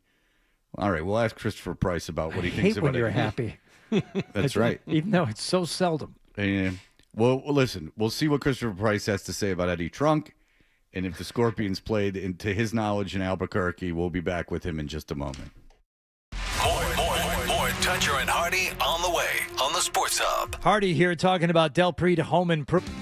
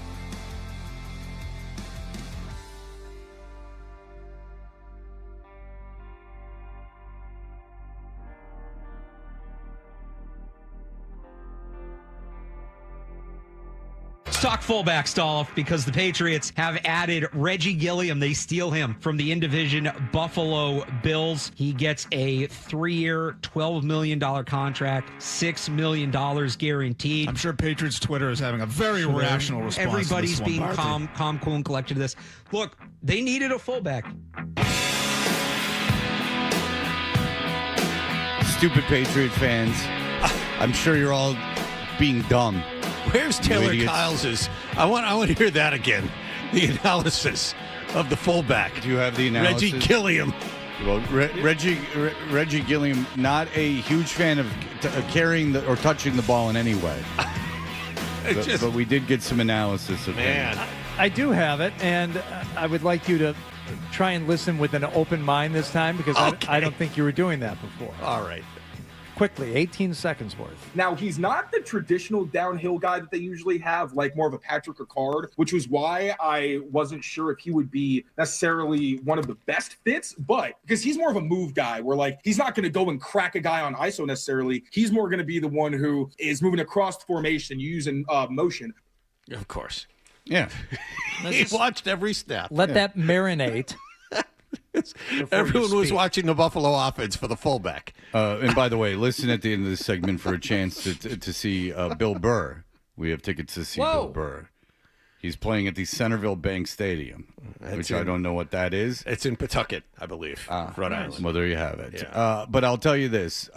Christopher Price knows all about what's going on in the world of the Patriots and the legend and mystery that is Reggie Gilliam, the fullback that the Patriots have signed. Christopher Price, hello, sir. Good morning, Fred. How you doing, man? I am doing well. It's nice to talk to you. And I've heard this Gilliam, not so much ISO guy, but more of won't crack anyone on ISO. But you can put him in motion. Is this all very good information? I love Taylor's passion. No one has more passion on the beat than Taylor Kyles. Right? He is a ray of sunshine. He's all in. Yep.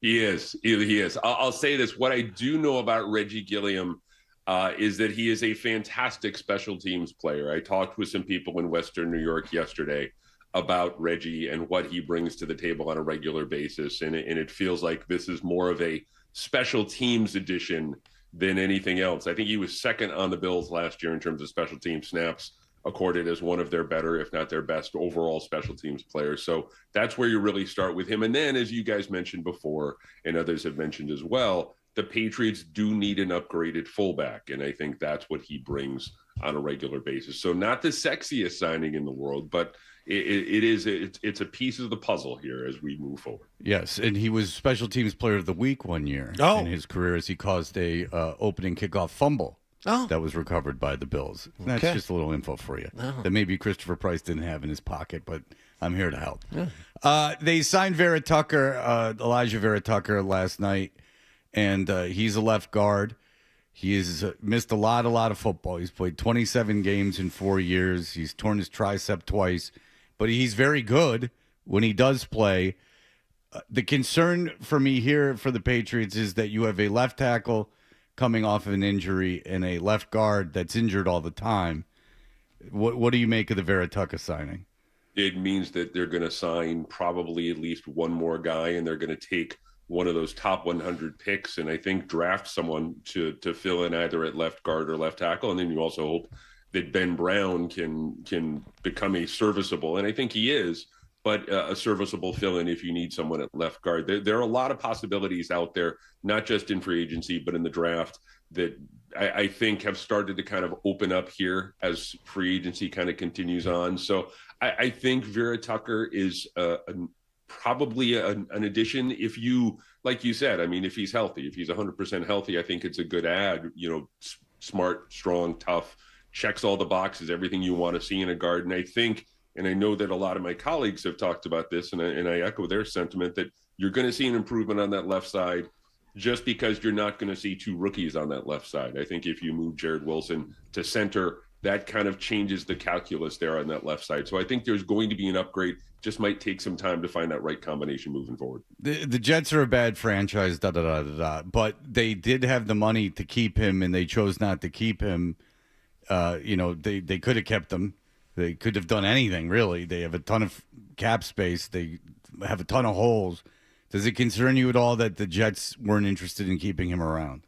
No, it's the health. It is. It's well, the health. Obviously, yeah. And that's what it comes back to. And obviously here the Patriots are rolling the dice a little bit here with this addition because, as you mentioned, he hasn't been completely healthy over the course of his career. I don't know how many. I think it's 43 of a possible 85 games since he came into the league that he's played. So if he can stay healthy, I think it's a great fit.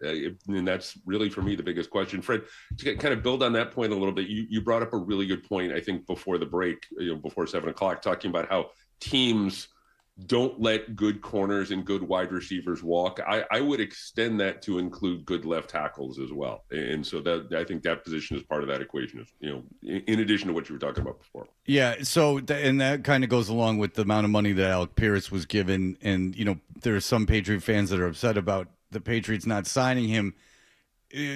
Just throw him into the pot. Is there anyone that was signed yesterday, free agent-wise, that you went, wow, the Patriots really should have gotten that guy? The first guy that comes to mind, honestly, is Karasanga, who, and maybe that's just a personal bias because I think he was a good dude and he talked to us all the time in the locker room. I know that, and I think Mark Daniels from Mass Live had a story on this, that they could have had him signed to an extension in December and something got screwed up, whether it was the agent of the team or whatever, and they couldn't make it fit. They couldn't make it work.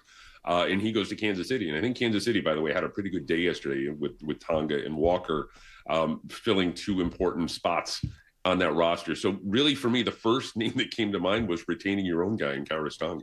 Is there anyone who's available that you'd like to see them get? Other than, I think the only guy who can at least masquerade as a number 1 wide receiver at this point is probably A.J. Brown. I know that they're in conversations with Romeo Doubs. That was yesterday, although they're in conversation. Dobbs' camp is in conversation with a few teams. I know they're talking to Jalen Hawkins about bringing him back, as well as Caleb Chason. But in terms of guys who are out there right now today, you mentioned A.J. Brown, Trey Hendrickson is a possibility. I mean, he's probably the last, marquee talent when you're talking about the defense. Last name. When you're talking about the defensive side of the ball, he's probably the last big name out there. So those are some names that are kind of still floating around out there as we start day 2. You think there's a chance that they get Trey Hendrickson? I think there's a chance. I don't think it's a huge, possibility. I think they're more likely right now to, enjoy what they have in Draymond Jones, bring Caleb Chason back, and then if you're still there at 31, maybe go and draft someone like Akeem Mesidor or Zion Young. And so I think that he's a possibility, but I wouldn't say he's an overly necessarily really a strong possibility at this point. Say they go out and you mentioned Romeo Doubs. Say if they go out and sign Romeo Doubs today, is he automatically the team's best receiver in your opinion? Well, it'd be tough between him and Mac Hollins. Yeah. Just in terms of overall production. Yes. Yeah. Yes. Yeah. I would say probably it's close between him and Mac Hollins, but they do not have, even if they added Romeo Doubs, they don't have a quote unquote number 1 wide receiver on the roster. They wouldn't have a number 1 wide receiver on the roster. Yeah. And that's the problem with free agency and wide receivers. Now I was of the mind that they should have gone after Shaheed, who is more experienced and about the same version of Alec Pierce. And he went back to Seattle instead. Yeah, at a far cheaper rate. Yeah. Yeah, no, I think Shaheed would have made more sense. Although I don't think Shaheed's still a number 1 either. I mean, if you're talking about the only guy left out there for them, if they want to get a bona fide number 1 wide receiver, is A.J. Brown. Find a way to get the A.J. Brown deal done, and then you have a number 1 wide receiver in the building. When were you disappointed that Max Crosby didn't end up with the Patriots?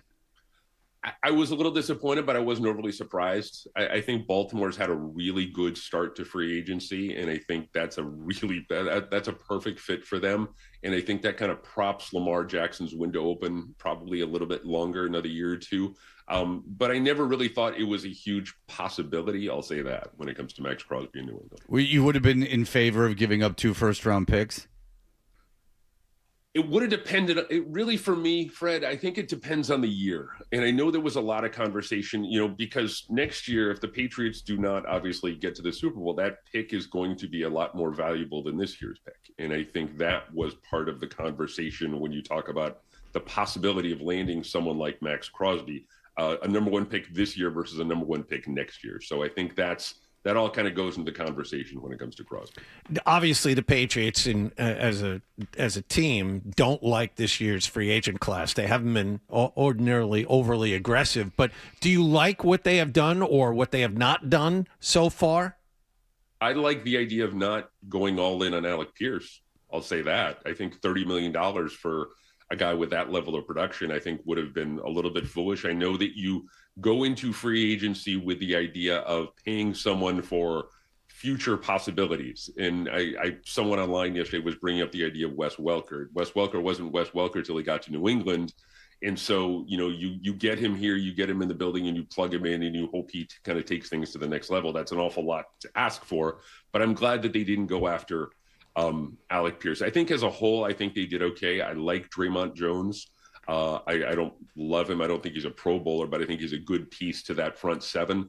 I think there's still moves to be made, and I think this is a really interesting draft class when you talk about needs that match up with what New England might want to look for when it comes to this year's draft. What do you think? Yeah, well, I was gonna ask you about the draft. Like, how much are they going? Do you think to depend on that? And we were talking about it earlier, Chris. Like, every team has the same notion. Well, as long as we draft well, this is going to round out nicely in terms of an off season. But when you don't do much in free agency or through trades, then it all kind of hinges on the draft. So how much do you think the Patriots right now, after one day of this, do you think they're looking at the draft as the main way they're going to improve next year? It all hinges for me, and not just from a talent standpoint, but for me, it all hinges on the possibility of them bringing in A.J. Brown. If they don't have to go out and spend a first and a third to get A.J. Brown, I think there's a far greater chance of them improving through the draft as opposed to saying, all right, we're going to give you a first and a third or a fourth or whatever it is for A.J. Brown. And that kind of changes everything. I think if they go out and get Brown and they use a lot of that draft capital, their focus is going to be not necessarily on, like I said before, the Akeem Mesidors, the Zion Youngs, the upper echelon talent. It's going to be more about those mid-round guys. So I think that's the first domino that has to fall for them when it comes to the team building process. And then the rest of it's going to play out when it comes to the draft. All right. So they would be all in on this year if they went and got A.J. Brown. They would be another shot at the Super Bowl is what they'd be going for. There you go. Christopher Price, thank you so much, sir. We appreciate it. Read him in the Boston Globe. Take care. All right. Thank you, Christopher Price.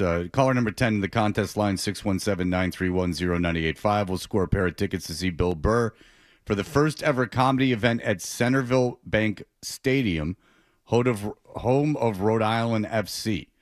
Don't miss Bill Burr live June 12th at Centerville Bank Stadium. Tickets go on sale Friday at 10 a.m. at Ticketmaster.com. Here are the headlines. Essential Sports Hub headline presented by Celsius Energy Drinks. NFL's legal tampering period is underway. Patriots have signed 3 players. They've signed Baltimore free agent pass rusher Draymond Jones to a 3-year contract, Buffalo free agent fullback Reggie Gilliam to a 3-year contract, and then overnight they signed a guy who projects to be their starting left guard, Jets free agent Elijah Vera Tucker to a 3-year contract. Kairos Tonga is signed with Kansas City. Tight end Austin Hooper is headed to Atlanta. Also, the Patriots' Christian Barmore had battery and assault charges against him dropped yesterday by the state.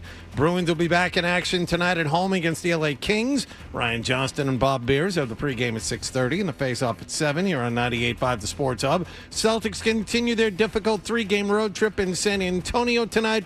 Granny and Max have the pregame at 7:30 and the tip-off at 8 on 105.7 WROR. Jason Tatum in for the Green. Peyton Pritchard questionable with a neck spasm. Red Sox beat Philadelphia yesterday 5-3 in Fort Myers. Garrett Crochet allowed 3 runs in 4 2/3 innings. And Roman Anthony had a 3-run homer last night. The U.S. beat Mexico at the World Baseball Classic 5-3. Sports Hub headlines are brought to you by Service Credit Union. They're teaming with Charlie McAvoy for 73 reasons to provide funding and health screens for first responders. Learn more at servicecu.org/73. I'm John Wallach on Boston's Home for Sports, 98.5 The Sports Hub. Your next update at 8 o'clock. You're listening to Toucher and Hardy on the Sports Hub. At Uline, the prevailing opinion is, if you don't live it, you don't believe it. The people at Uline believe in hard work, and they live it by being there 24/7 to answer your call, having 41,000 items in stock, and offering same-day shipping from 12 locations across North America. Business owners, sellers, buyers, shippers, and packers believe it. Uline is the hard-working, dependable source for your shipping and industrial supplies. Visit uline.com. Whether in sports or in life, you need to be on the right path. If you or a loved one is struggling with substance use, New England Recovery Center in Westboro, Mass. can help. Call them today at 877-MY-REHAB. The road to recovery starts at New England Recovery Center. Hey, it's Felger here. Soon winter will fade and the spring thaw will begin. But the damage done to your roof, that stays. Call East Coast Metal Roofing at 844-611-ECMR or visit eastcoastmetalroofing.com and upgrade to a permanent metal roof. Designed for New England weather, guaranteed for life, and backed by that lifetime transferable warranty. Right now, during their Spring into Savings event, Sports Hub listeners receive 10% off the cost of a new roof and no payments and no interest for 1 full year with approved credit. But you got to tell them I sent you, Felger. Call 844-611-ECMR or visit eastcoastmetalroofing.com. East Coast Metal Roofing, your lifetime roofing solution. Ready to take your career further? Join Northeastern University's DeMoore McKim School of Business for a week-long series of virtual info sessions to help you find the graduate program.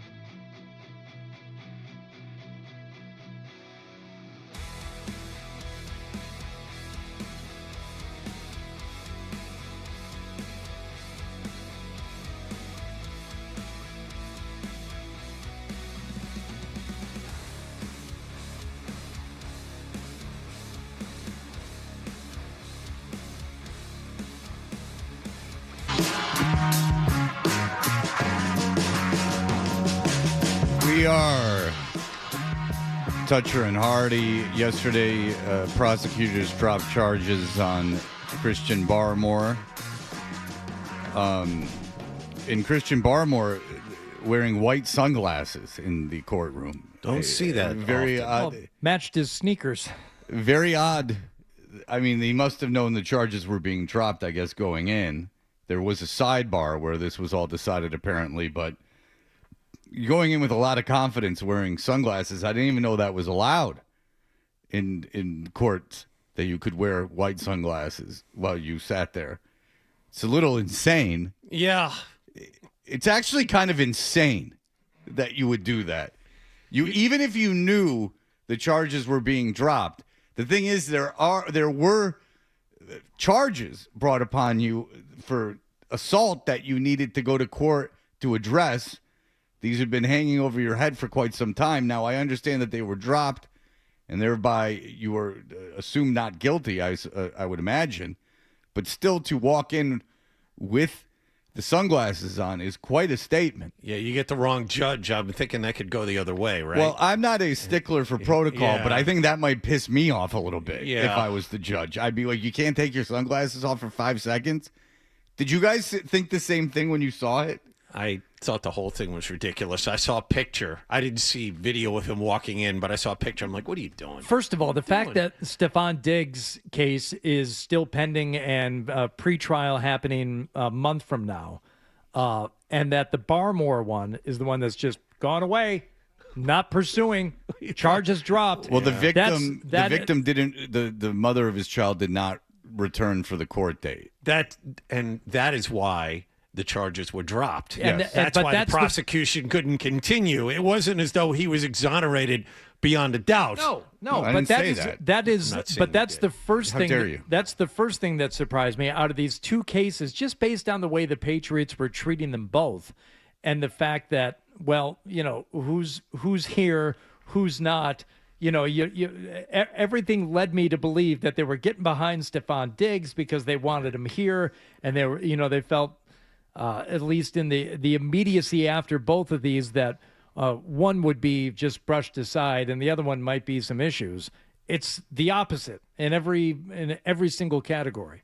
So Maybe go get another defensive lineman now that Tonga's gone.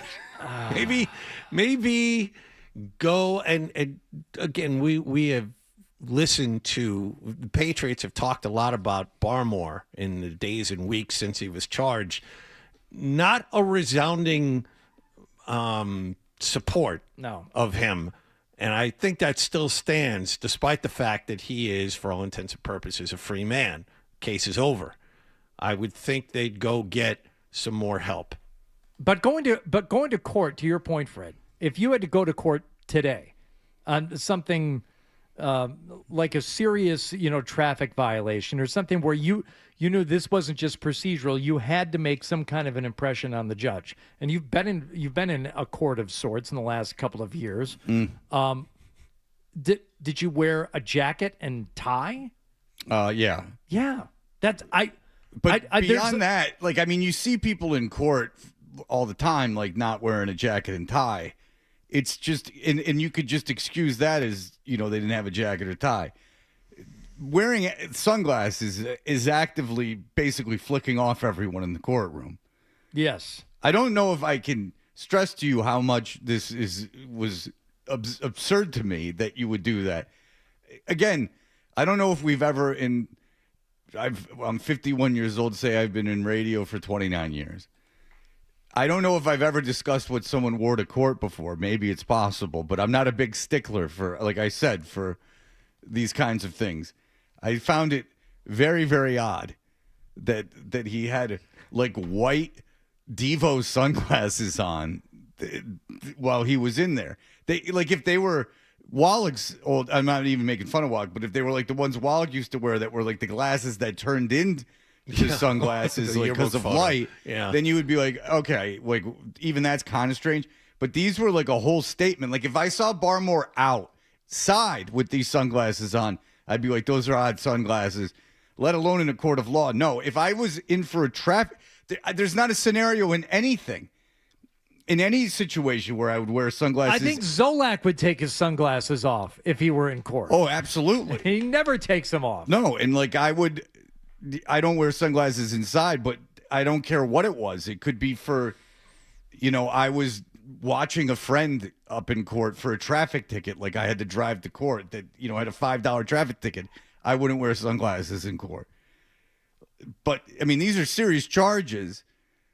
He's been in counseling apparently to like kind of get ahead of this thing. So it was being taken, at least on paper, somewhat seriously. I don't know if he went to the counseling or not, but they say he did. So, I mean, they were obviously taking it somewhat seriously. He obviously knew that it was going to be dropped. But my Lord, I'm telling you, if I'm I don't do this very often. If I'm the Patriots, I'm like, Jesus Christ, what's going on? What's up with this kid? Acting like like Judy Garland or something. Well, they're Louis Vuitton sunglasses, Fred. They're very nice. I don't doubt they're very expensive. Now, listen, I have Dior sunglasses. And they're cool. Yeah.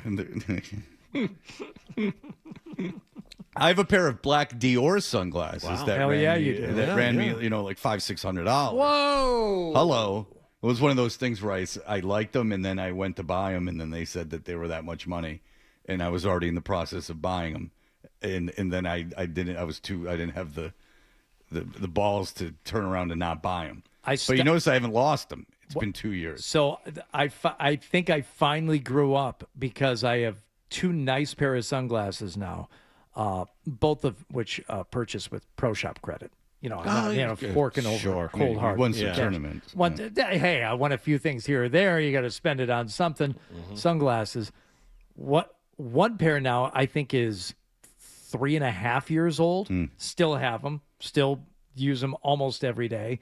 And the other pair I keep in my golf bag. Those are just for the course. Those are sure. But I've had those for a couple of years now too, and they're both hanging on to both. I think I reached some hurdle in life where I never treated them as disposable to begin with. If I had nice sunglasses, but I would lose them or break them or something. Fingers crossed. Do you have court sunglasses that you cherry picked for court?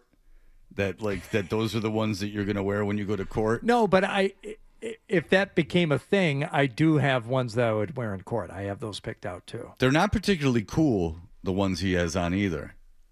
They're very, very thick and audacious. I don't like the color. You don't know. You don't know from cool. You don't know what's cool. Look at you. There's an understated elegance to cool. Courtroom chic. Like those two real estate bros that just got convicted for sex trafficking. They basically had gowns on because they're being held. They didn't have the opportunity to put on sunglasses. Right. All right. Well, listen. Congratulations to Kristen Barmore. I'm not lying to you. If I was the Patriots, I'd be like, what's going on? Why is this guy wearing sunglasses in court? I think the questions have already been asked. I got to do this very quickly. I got to take Gary. Gary, go ahead. Yeah, I'm an attorney, and I have a story about sunglasses. I have the photographed prescription in courtroom. I have those photographed prescription sunglasses, so that when they're out in the sunlight, they're dark. When you go inside, they change color. Mm-hmm. Well, I had a situation where I was running into the courtroom. My sunglasses didn't turn to clear, and the judge admonished me for wearing sunglasses in the courtroom. Yeah, if your client had sunglasses it's really on, not appropriate. If you had a client with sunglasses on, wouldn't you? Barmore's. I told them to take it off. Yeah. The other thing that you see all the time in the courthouses is you tell the client to wear their good clothes. They come in with they think they're talking about nightclub clothes. They come in, they look like they're dressed. They're going out to the nightclub. Yeah. All right, Gary. There you go. He's an attorney. Yeah. Mm-hmm. Good one too. Yeah. All right. We'll be back in just a moment. You're listening to Toucher and Hook.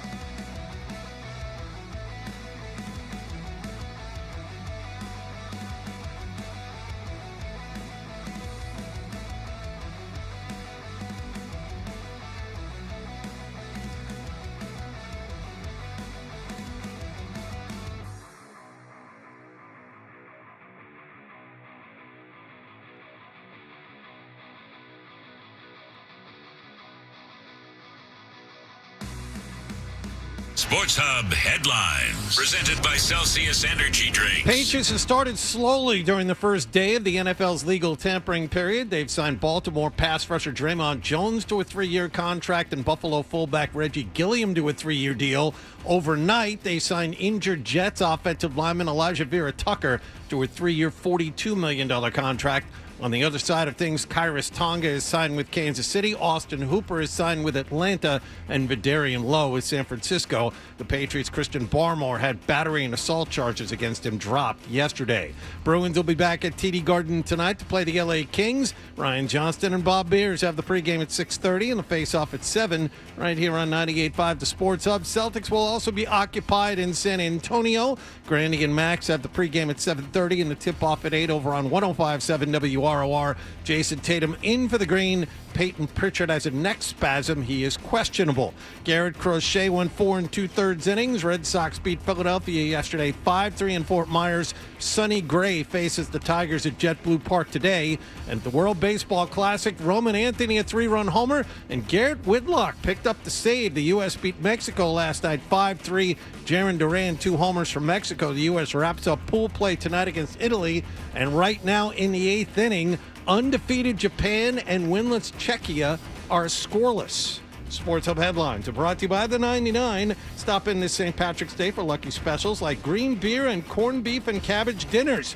March 16th and 17th only. You gotta love the nines. I'm John Wallach of Boston for Sports 98.5 The Sports Hub. Your next update at 8:30. NFL free agency is here, and we've got it covered on air and at 985thesportshub.com/offseason. Oh boy, I guess it's time for more Toucher and Hardy on 98.5 The Sports Hub. Of correspondence since this time. Now, granted, I've never, to my knowledge, emailed Blind Scott back. If I have, it was a long time ago. One time I responded to him on Instagram to a comment because I didn't know it was Blind Scott. Now I know who Blind Scott is. Mm-hmm. It's the guy who comments 1,000 times on every video. But it says, I'm going to stop contacting you guys now because I want Fred and his son to have a really good trip to Florida. Oh, I saw that. Yeah, I'm going with my son to Florida 2 weeks or a week from tomorrow. No, a week from Friday. And it says there's so much riding on it. Yeah. Which, I mean, he hit the nail on the head there. I can tell Fred's nervous about it. So I'm just praying every morning for you guys. That's nice. I mean, he has read me like a book. How do you feel about the fact that he's been calling the Eddie Trunk Show? Oh, I mean, who can blame him? It's Okay. like asking people not to don't go outside on a 70-degree day. I don't want him in any way to F up your relationship with Eddie Trunk. Look, Eddie Trunk, we've established, doesn't know who I am from Adam. That was established when Nick went out to Shredfest, of course, at Lansdowne Pub that Eddie Trunk had flown in to host. And I can accept that. I mean, sometimes you don't want to meet your heroes. You know, when Howard Stern talked on the air about how I said I had carte blanche on a visit to his studios, and Gary had to come on and explain what was going on. I said, Howard Stern doesn't know who I am, but Howard Stern's an all-time great. It's just an honor to be mentioned on the show. Mm-hmm. Same thing for Eddie Trunk. Just knowing that Eddie Trunk was in town and at least heard my name from Nick was very powerful. Very powerful. And really... Hey, what's up, everybody? It's Eddie Trunk. And you are listening to Toucher and Hardy on 98.5 The Sports Hub. And we got him just in time because, again, it was before the big news that Sebastian Bach had joined Twisted Sister. I mean, to talk about fate rolling a hand. Stars aligning. Yeah. Yeah. By the way, we have a big contest going on now. We have these Stup It puppets that Hardy has had made of us, and Hardy makes these brilliant videos. One is up now at Toucher and Hardy. You'll have to look for it because other videos have gone up since then. But nonetheless, they are up, and there will be another video. Hardy and I have been talking about it. We're thinking Monday. A new Thuppet video will be out. We know what audio we're going to use, and Hardy is brilliant. These are brilliant videos. I don't say that lightly. I love them. Thank you. And we, in honor of this, have a pair of Celtics first-round playoff tickets. We're taking the big leap to thinking that the Celtics will indeed make the playoffs. We have tickets to a first-round game for you.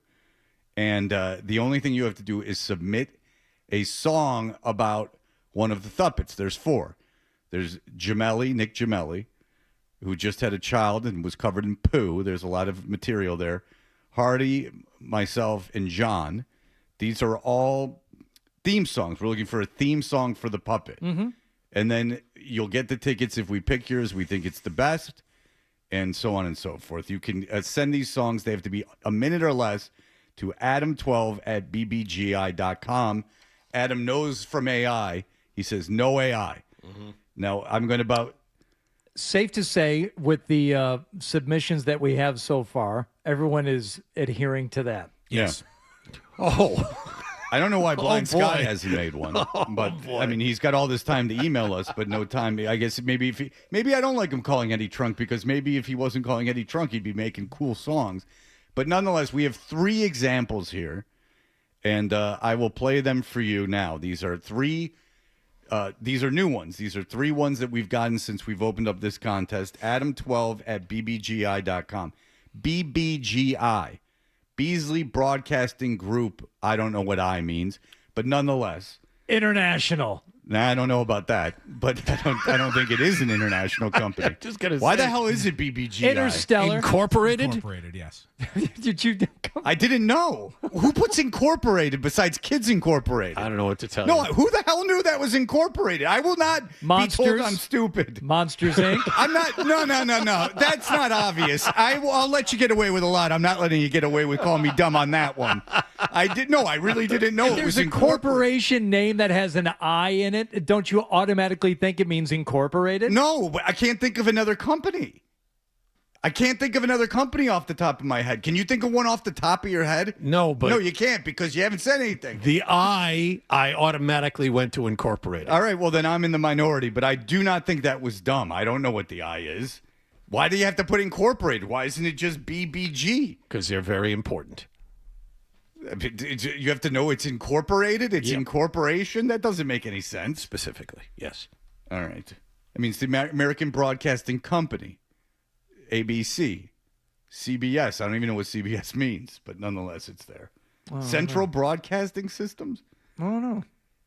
All right. So here is one. It's about me. I haven't heard any of these yet. I'll judge where they're at. But this is one submission about me for my Thuppet. Fred never smiles anymore. Fred never smiles. All he does is bitch about the weather. He cries every time it snows. He cries every time. It's like he's never lived here before. Ooh, as long as we got Hardy and Wallach, the show will be just fine for all the fans. Fred is such a bitch. It's like he's never lived in New England. Well, obviously that's AI. As I said, no chance artificial intelligence was used in the writing, recording, or production of No, this. he's trying to get to me with the Growing Pains theme, and I don't know how he found a karaoke version of the Growing Pains theme. It's for that I'll give him a lot of credit. He found a Growing Pains thing, and if the biggest insult I get is that I bitch about the weather, I'll Fred take is it. such a bitch. That sounded a lot clearer than the one I played. All right. And, of course, the next two are about John. But you would have to think John. Nick's pretty easy to pick on. I don't think we're going to get a lot on Hardy. I mean, you can dive into my personal life. There's no question about it. There's a lot of material there. Hardy's the hardest one probably to make fun of. Fred, I'm getting messages from listeners, and they're sending lyrics along like, is this too mean? And I'm like, it's fine. Fred is fine. You can make say fun of anything. Fred. I mean, I wouldn't play one that had like references to my kids, Right, or which- like something negative about my ex-wife, because I can't have that. But anything you want to say about me is on the table. All right, here we go. Wallach is a bird and Fred is a turd, but we love the guy, so don't spread the word. Hardy is cool and he's out on the course. Talking sports talk is their natural force. No jorts in sight, at least none you know, though, under the desk. All right, I can't understand what I was just going to say, is that Muddy or is it just me? No, it's he needs a little help in the mix. Yeah. If I can't hear the lyrics, I gotta move on. And Well, you can hear the lyrics in this one just fine. Now, this one is very Wallach specific. okay, very good. Because they're better the more specific they are. Now you can reference other people in it. Sure. But you got under a minute here, so you could go pretty good on one person. John's been married once before. Yeah, that one ended in divorce.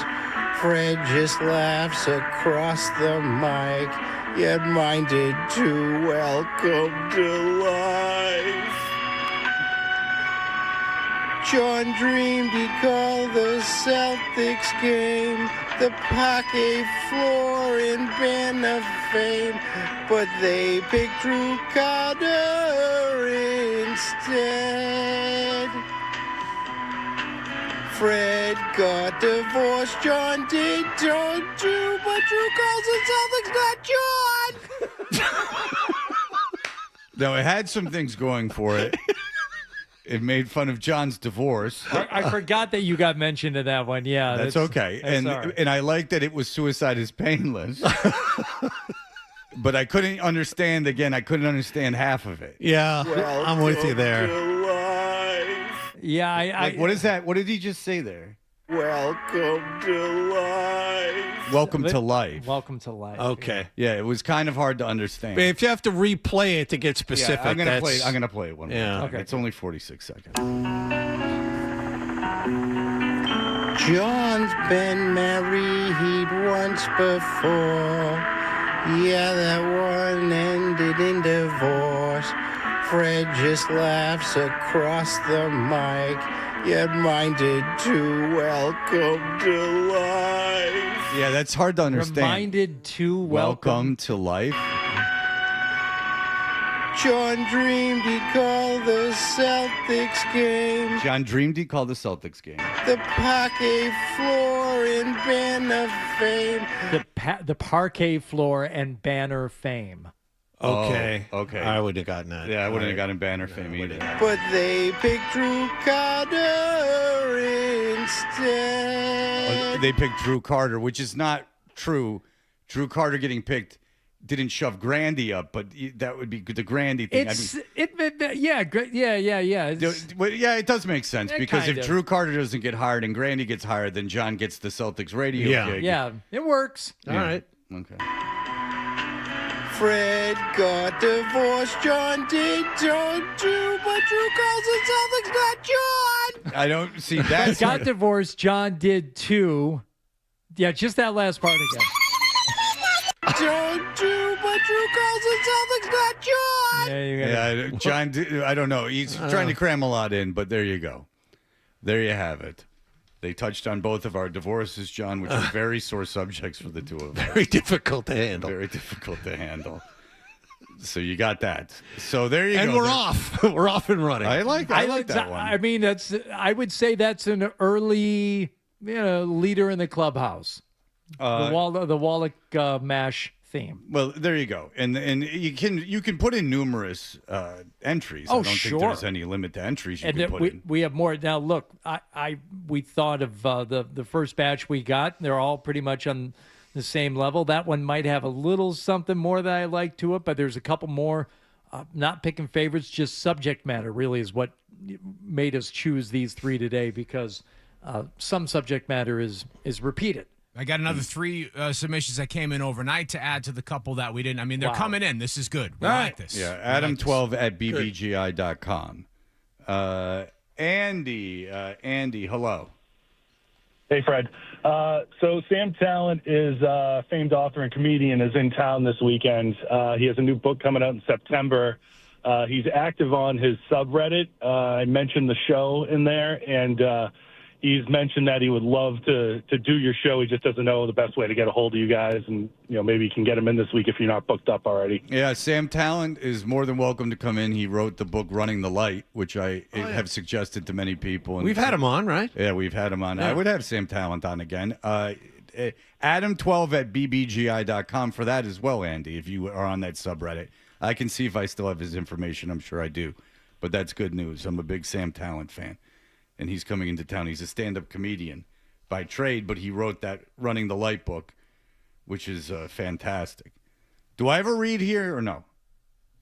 You should. Okay, I don't have the copy. Yeah, because 12 gave it to me. Oh. Uh-huh. All right. Classic 12.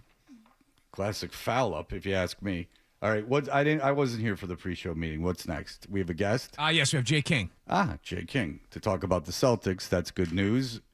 Jay King, who we did not have yesterday, he blew us off. Couple of difficult teams coming up. All right, we'll be back in just a moment with our friend Jay King. Fred Toucher and Hardy. Force John did don't do, but Drew calls the Celtics not John. Sex and intimacy and love are essential to fulfilling relationship. Erectile dysfunction can take a serious toll. Steel.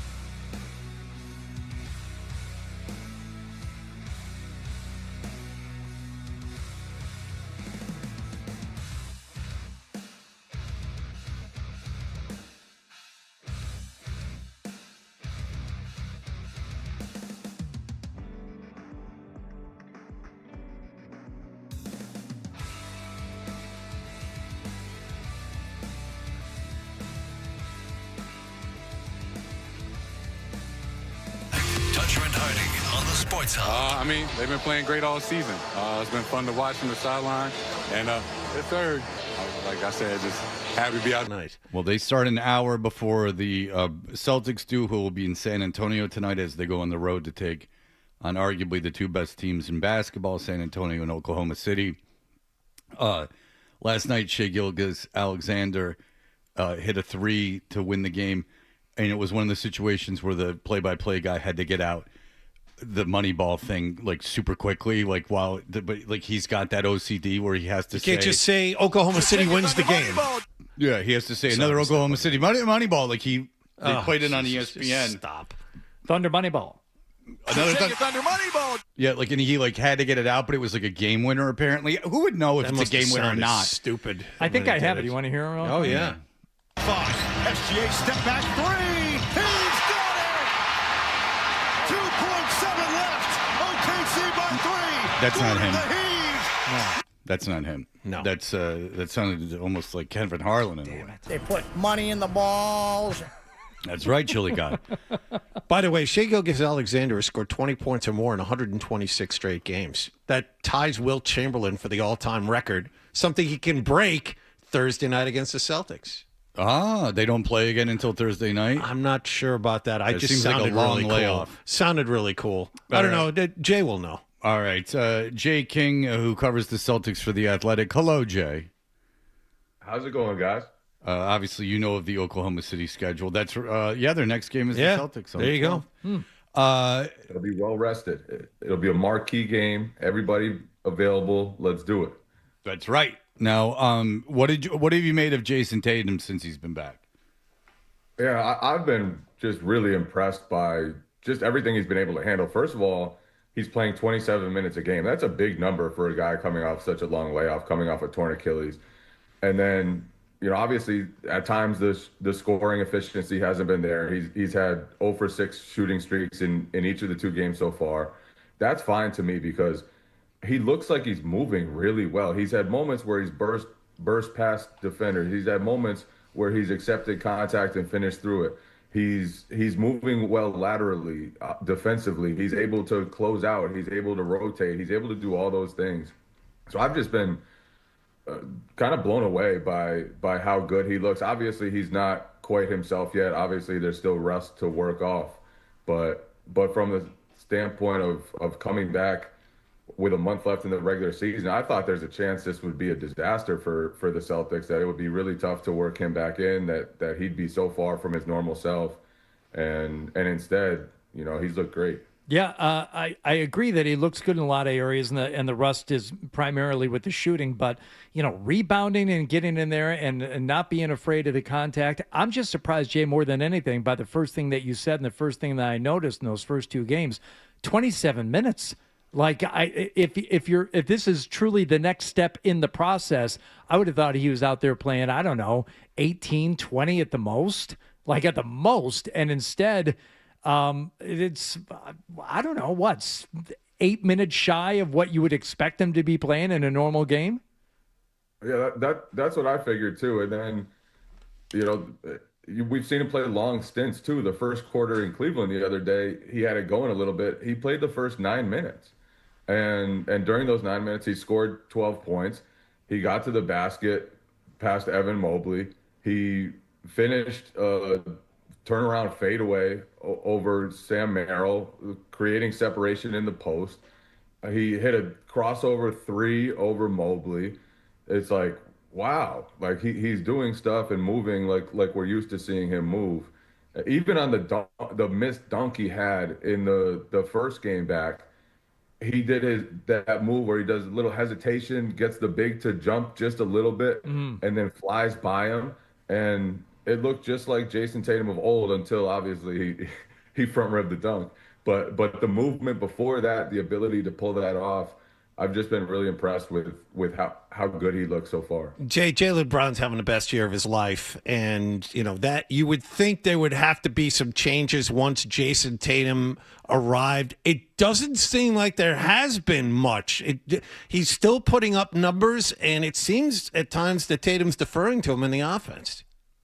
Yeah, I think people thought it would be like the last couple years when they also had to figure things out with Kristaps Porzingis and Drew Holiday, and they had other big scorers.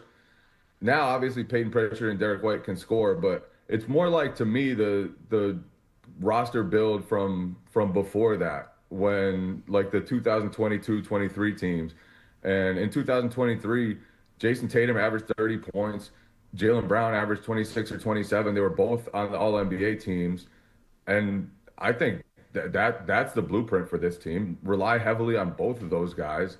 There's room for both of them to fly, and we've seen that these first couple of games. Obviously, Tatum's been heavily involved, but it doesn't take away from what Jaylen does.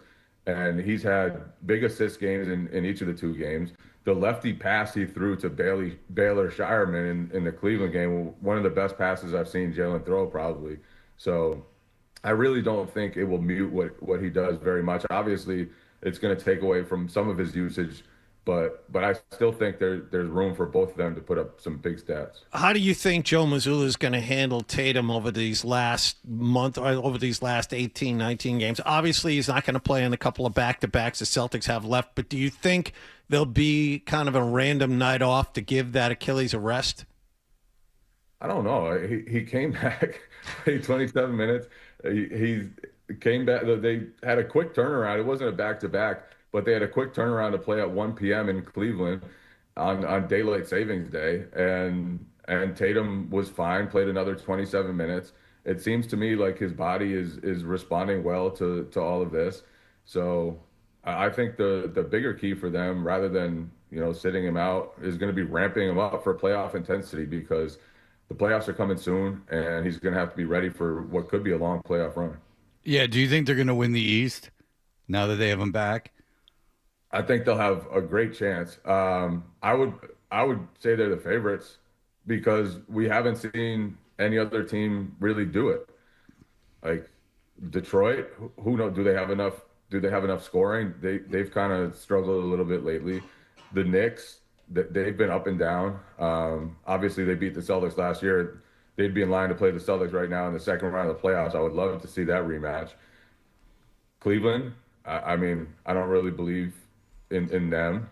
So, yeah, I think the Celtics have as good a chance as anybody. Yeah, we talked about them when they face whom, and we were talking about how if the Pistons, is the 1 seed important to you so they don't have to go through the Knicks or the Pistons? How much does that mean? No, they shouldn't fear any of those guys. If they're playing well, if they're right, then they'll have as good a chance against anybody. I don't think they should sell out to win the 1 seed, but they're playing great ball right now. And like I said, the Pistons are struggling. So if you catch them, you catch them. If not, the biggest thing is getting Jason Tatum closer to right over the rest of the regular season, reincorporating him, figure out what works, and be healthy by the time the playoffs come. Vucevic obviously is going to be a part of things, and you're not going to have much time to figure things out with him, since he'll be coming back a week or two left in the regular season. So that's going to be another challenge. But I mean, Celtics, the way they've played, especially defensively lately, is super promising. What do you think is leading to their consistency? I was going to ask you, Jay. Is it the defense? Is it something that they're doing offensively? Because when you mention the other teams in the East, specifically Detroit, we've seen them slide back a little bit here.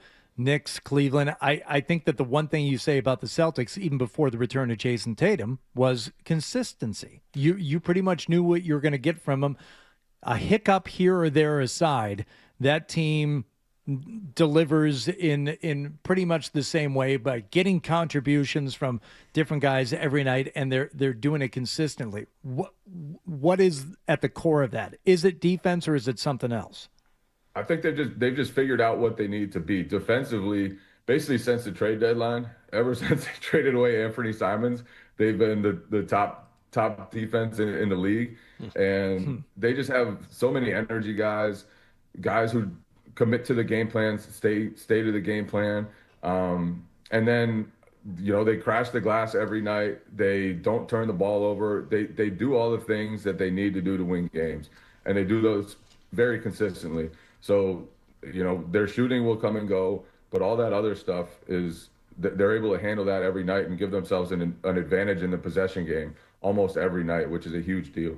Jay, you were talking about certain teams and you're not sure if they can do it. I'm wondering what your opinion is on Baylor Scheinman and Hugo Gonzalez, who are going to be counted on despite a shortened rotation in playoff games. We haven't seen them do it either, but how do you think they would stack up against the higher pressure?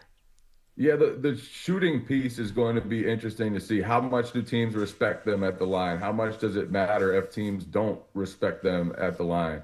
But other than that, those guys, they take on the challenge of handling the best offensive player on the other team on defense, and they crash the glass like maniacs from the corner, getting the Celtics extra chances, and they just kind of fill their role. For young guys to know your role and not try to do too much, that's part of the battle. And those guys, they understand it. They understand what they're out there to do, to accentuate everybody else, not to be the main guys. And when they don't play minutes, they're okay with it. When they do play minutes, they're ready for it. So those guys have really blown me away. I did not expect the Celtics to have this much depth this season. I thought depth was going to be a major issue for them. And instead, it's not just those two, but Jordan Walsh is capable of playing big minutes. And even Josh Minott, before they traded him at the deadline, started for a while. Like this is a deep team, and they have a lot of options. And Joe takes advantage of those options. And when one of them doesn't do right, you're sitting on the bench and another one's coming in. All right. Well, Jay King from The Athletic, a big test tonight, and then again on Thursday as they take on San Antonio and Oklahoma City. Jay King, thank you for joining us, sir. Everyone read him in The Athletic. We appreciate the time. Thanks for having me, guys. Thank you. Jay. And what a time for an interview. I was able to consume my entire breakfast. Oh, good. Would you have that avocado toast? I like avocado toast. Yeah, you do. I do enjoy it. It is good. Scrambled eggs with hot sauce and jalapeno. Hello. Yeah. And then I get the avocado toast. It's almost a cooling. Mm-hmm. So I got a whole situation going. I got it spicy, and then I cooled it down with the avocado toast. Whatever prevents another gout flare-up, I'm on board with. What do you care if I have gout? I don't like you to see you with the gout. Well, I ran out of alpurinol this morning, so we'll see. Ooh. Just call your doctor. She loves you. Best use the portal. The portal works best. Can she still call you obese when she's using the portal? Do the voice. All right. Caller number 10 to the contest line, 617-931-0985. We'll score a pair of tickets to the Garden tonight as the Bruins take on the Los Angeles Kings. The thing is that's funny about that is that, like, what if someone really sounds like something? Like, when you do the voice of someone, but it's actually how they sound. Like, you're doing an imitation, but it's not a... Is it offensive if it's the way they sound? That's an interesting thing. Because you could... I don't want to test it, but you could definitely make the argument. Right. It would, I guess, have to be someone famous. Yes. And then if you're just doing a voice of somebody who is not known, or even if it's someone that you know, but you don't know what his voice sounds like, Don Yee, then you probably shouldn't do the voice. Well, then you're just doing what you're doing at that point is you're doing right? Yeah, you're just doing a stereotypical voice to put on the person of a certain ethnicity. No, why is that so funny to you? It was a big news story. I know. Yeah. I wasn't expecting it. It was very well said. That's all. I was laughing. That's all. Tight end guy. He made fun of Don. That's correct. But the thing is, what if Don Yee didn't talk like that? But what if Don Yee did talk like that, and like you knew that? See, that's interesting because then you're just doing an impression. Mm-hmm. Might be okay. I mean, you could at least make the argument that I was just doing. I would say that at the very least we should try and make your doctor famous. Just get her a spot doing local news segments or something, so that there is a public persona involved. Well, the story's not as funny without the accent because it was funny relaying the message about how fat I was to me. Now, this is before, if you're a lady out there. This is not now. This is 3 years ago. Can you just say the words that she used without the accent? She said, you're very heavy, or I think she said you're very heavy, something along the lines, you're very heavy, almost obese. but not quite obese. You very heavy, almost obese. Yeah, you very heavy, almost obese, like kind of like that. But like it was like fragmented and not like English is not the woman's first language. So just in that one, 99.9% of the time, whatever. But when she was calling me fat, it was pretty funny because it was broken and like not great English. So it was just like kind of. She's still my doctor. She's been my doctor for a long time. I trust her as a doctor, but it was just funny how she called me fat. And it's not as nearly as funny if you don't understand the way that it was related to me. Right. Because it just sounds mean if you just say, oh, they said you're almost obese. But the way it was said, like she just knew the words. Like it was so clinical. Like it was just those like clinical words. Like you're technically obese. Well, okay. So, and again, the words almost sell it. My buddy Matt was on a job with his brother Liam. Liam is a very good-looking guy, and this woman was, complimenting him on his good looks. And Matt said, "What about me?" And the story famously goes: the woman looked at Matt and she said, "You okay too? But you got big, round, fat face." But it loses something unless you really do it, which you can't. Right. You got a big fat face. I like how she said you're okay. You okay too, but you got big, round, fat face. I like that. All right, we'll be back in just a moment. Here are the headlines. Essential Sports Hub headline.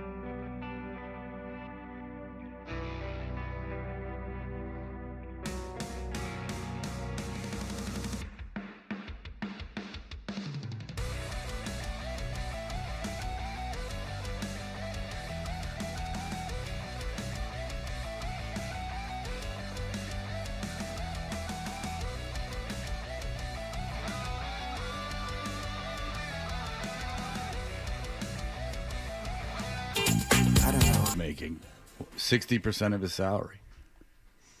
He's taking that hit. 60% of the salary. He's back a week from Monday. Is that right? He's back a week from Monday. Okay. Jay, go ahead, Jay. Hey, what's going on, guys? What's up, I Jay? just at the point where I feel like with the Patriots, you can't come out with a report saying that you're going to raise the ticket prices, but don't get none of these guys in free agency. And each hour that goes by, somebody else gets signed. So at this point, they need to get somebody that's going to be a legit addition to our team just so we can make a run, because clearly a few teams out there got better. Well, Vera Tucker, if he's healthy, is a good guard. And you're not impressed with Reggie Gilliam with his no. He's had 8 rushing attempts. 1, 2, 3, 4, 5, 6 seasons. 8 rushing attempts in 6 seasons. Yeah, I'm surprised they didn't sign what's his name that went to the Colts with 47 catches for $200 million. That's crazy. Pierce. Yeah, I'm surprised they didn't do that. Yeah, and then they signed. They traded their better receiver, and then they went ahead and did All that. right. By the way, Sam, But I appreciate your call. Thank you, You guys Jay. have a good day. Thank you, Jay. Sam says, John, you said they had 2 fullbacks. Sam is correcting you. He says they have 3. Oh, John, you're forgetting Brock Lampy. True fullback. he They got signed hurt his last undrafted year. free agent from Northern Illinois, Remember but got that hurt in the guy. preseason, but he's Yeah. still rostered. Oh, okay. So there are 3 fullbacks on my the mistake. roster. My mistake. On the free agent thing, though, seriously, remember when the Patriots went hog wild not that long ago, signed all those players, and they were good for 1 year, and then wound up winning 4 games back-to-back seasons?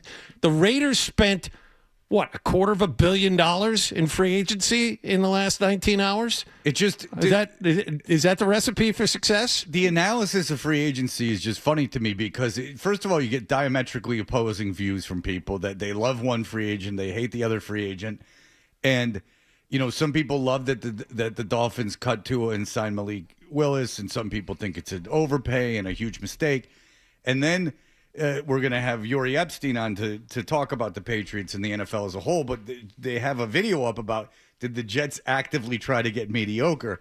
And to that I would say, what's the choice? The choice, you don't sign Alec Pierce to 6 years at $500 million. But you got to get a little bit better.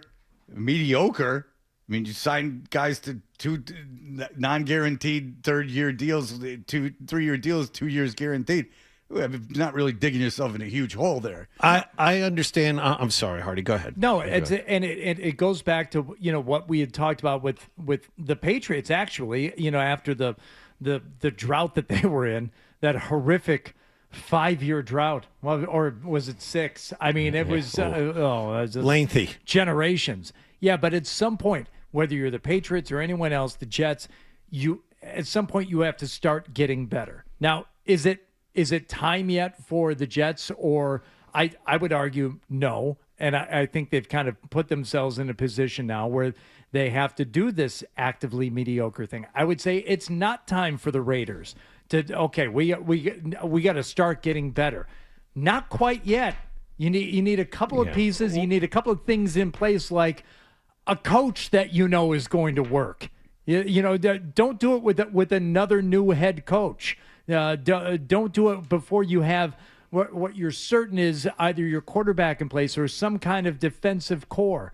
And for the Raiders to spend that kind of money, no, now is not the time to start getting better. It doesn't seem like that makes a lot of sense. You're just wasting money in these first couple of years by paying all these free agents. But they would argue with you that the reason that the Raiders did it is because they're bringing in Mendoza and they need to have some kind of structure around him.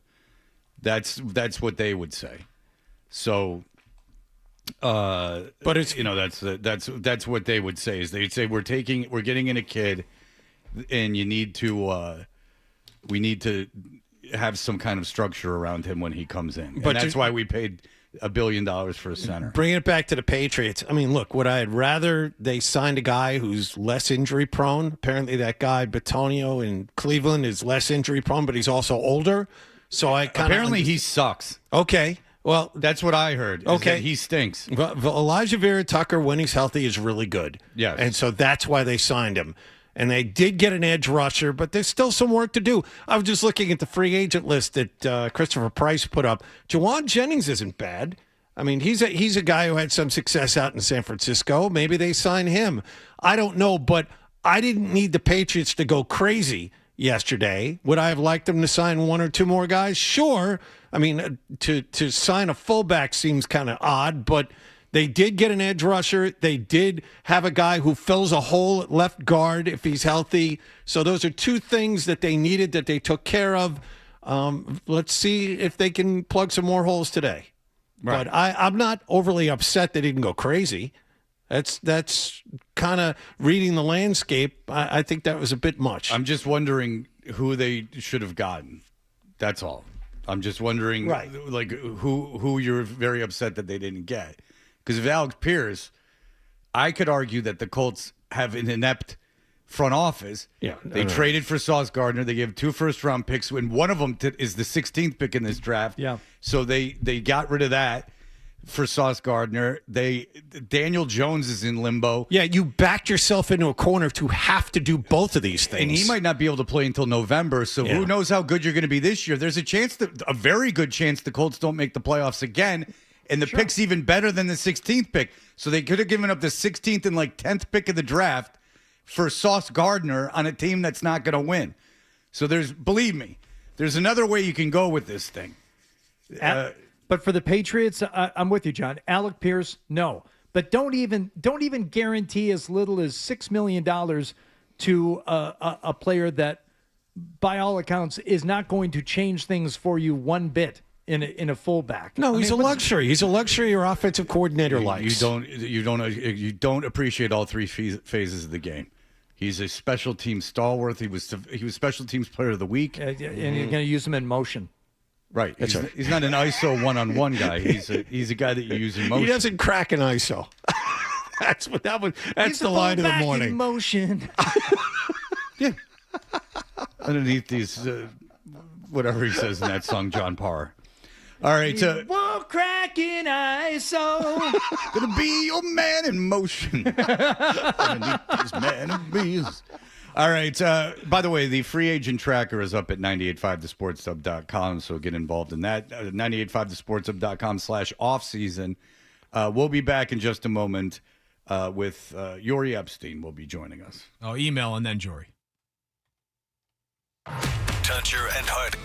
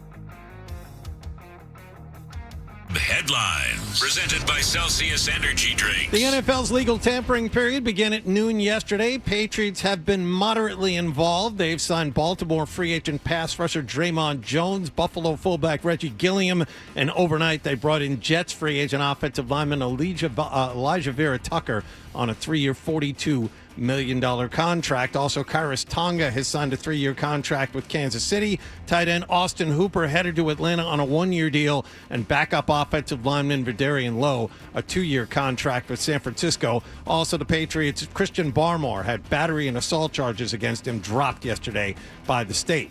Bruins and Celtics both back in action tonight. The Bruins have the home game against the LA Kings. Brian Johnston and Bob Beers have the pregame at 6:30 and the face-off at 7 here on 98.5 The Sports Hub. Celtics visit Victor Wembanyama and the San Antonio Spurs tonight.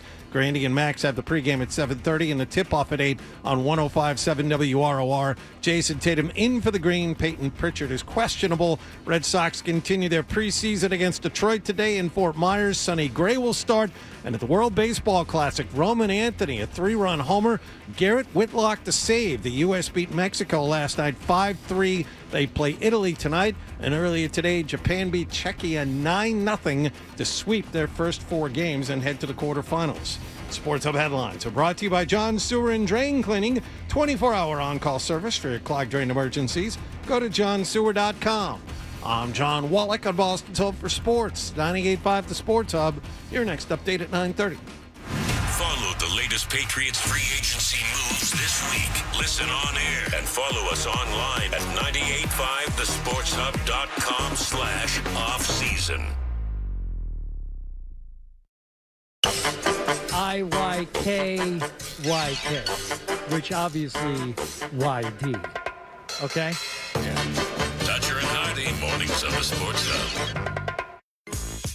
You know, I got an idea for a bit. The email bit. We should do the email bit. It's a great idea.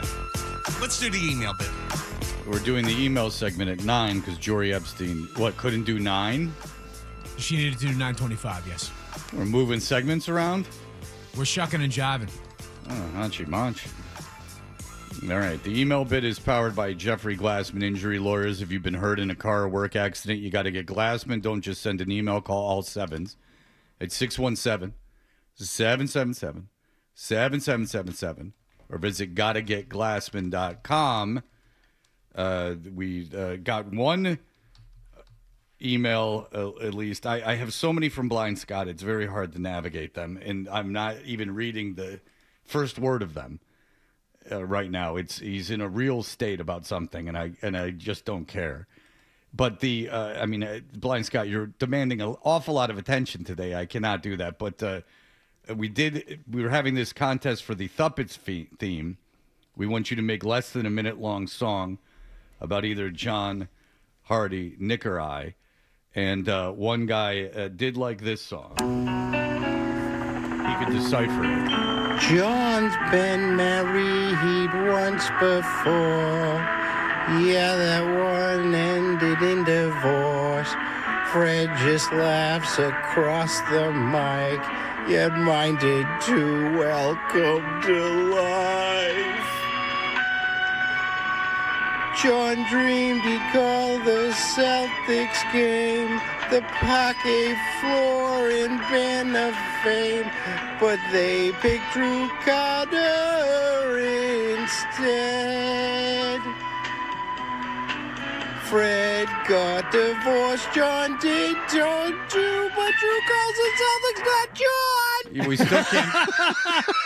still can't figure out what the last part is. We think it's Fred got divorced, John did too, but now Drew Carter calls the Celtics games not John.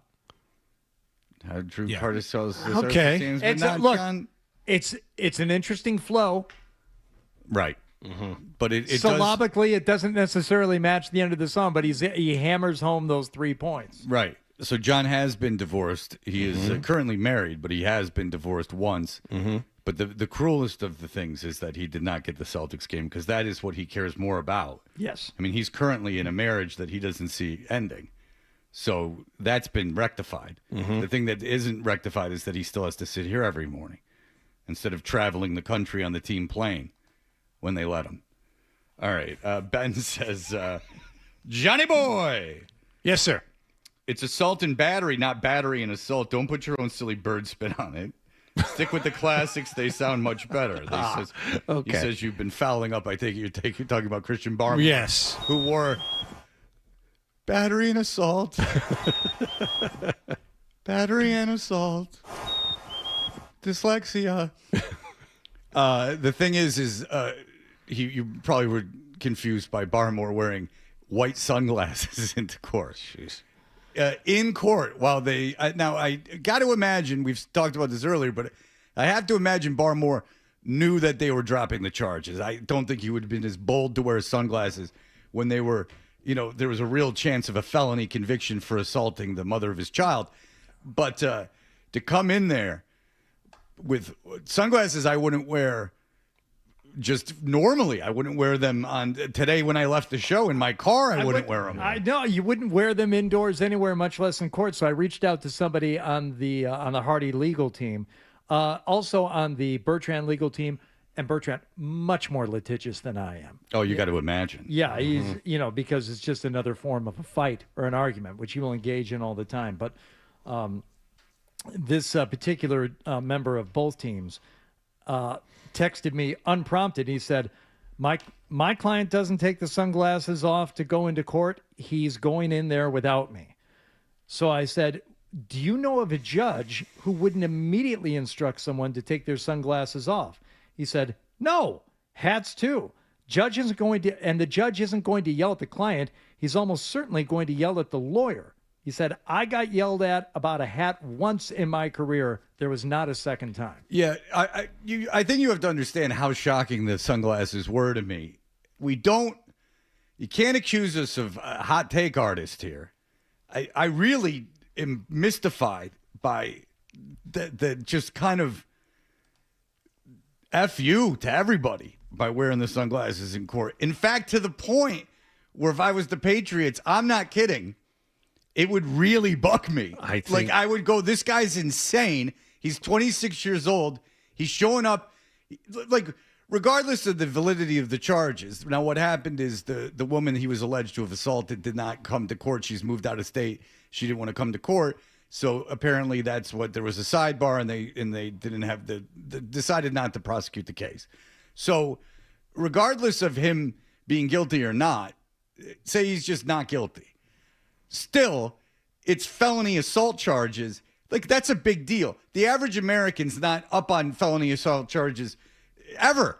So, you got to figure that this is weighing on you. And then to just show up, wouldn't you be just want everything written down and everything tightened up? Even if you knew going in that, tell me you wouldn't. Okay, I'll put you in this scenario. Put both of yourselves in this scenario. There's felony charges on you. Your lawyer calls you up and he goes 2 days before that you're supposed to have your court date, and he goes, look, they're not going to do this, but we still have to show up in court and to just do this in front of a judge. Wouldn't the next 48 hours you just be paranoid that something was going to go wrong? Yes. And that it would actually go to trial? Or you would say or do something incredibly stupid without even knowing it. Going back to what you're saying about writing stuff down. I get with my lawyer. Okay, how should I dress? What's a way where I could not call attention to myself? When do I show up? Do I show up early enough? Every single aspect of that day would have been buttoned down for me if I'm in that situation. Until everything's filed away. Yes. There's still things up in the air. I tell you one thing, I'm not trying to aggravate anything. Right. And if it's bugging me, and I'm loosey-goosey Fred over here, who's had his own problems, never felony charges. But never battery and assault, as John would say. No, I've never been accused of that. Mm-hmm. But never perpetrated it either. But the thing is that I'm not wearing white sunglasses real statement sunglasses too. I think almost like you're in Devo. As I said before. I think the Patriots, their lack of coming out in aggressive defense of Christian Barmore when he was originally charged and we found out about this, I think the Patriots are well aware of what it is they're dealing with. and there are immaturity issues there. And even though he was cleared or they had the charges against him dropped, I don't think that shadow over him is going away. I think it is still a possibility that he could wind up somewhere else next season. Yeah, just real quick on this. We just got this. John says, not John Wallach, another guy, John. I don't give the last name because, I don't know if they want me to. Sure. I usually don't judge people, but it's so disrespectful wearing white sunglasses in front of a judge in a courtroom. He goes on, and then he says, Barmore may as well have had a T-shirt that with Gronk's big goofy face that said, Yo soy fiesta. What an a-hole. Like, it really... I can't imagine being a defense attorney. It's just you're walking in there and you're like, all right, here. Will you take off the sunglasses? No. The Scales of Justice statue with a clown nose on it. Oh, yeah. Go that way. Just, can you just a defense attorney, you're getting paid a lot of money, but he told him to take off the sunglasses too. I can't tell you. Yeah. It is just such an easy thing to do. All right. It's such an easy, all you got to do is take them off your face. All right. We're moving on, Fred. It bugs me. I know, but sometimes now you're bugging me. Okay. Enough. Someone wants to apologize to you. He said, I didn't mean to upset you, Fred, about my last email about scheduling Bert later in the show. Do you remember this? Yeah. Okay. He said, I was being sincere, but I understand how I came off like a dick. Sorry, I figured he stays up late, blah, blah, blah. Yeah, his whole thing is, like, if Bert can't do the show, why don't you just move his time for him? Right. Mm-hmm. Also, Fred, I know what you mean about when you feel good.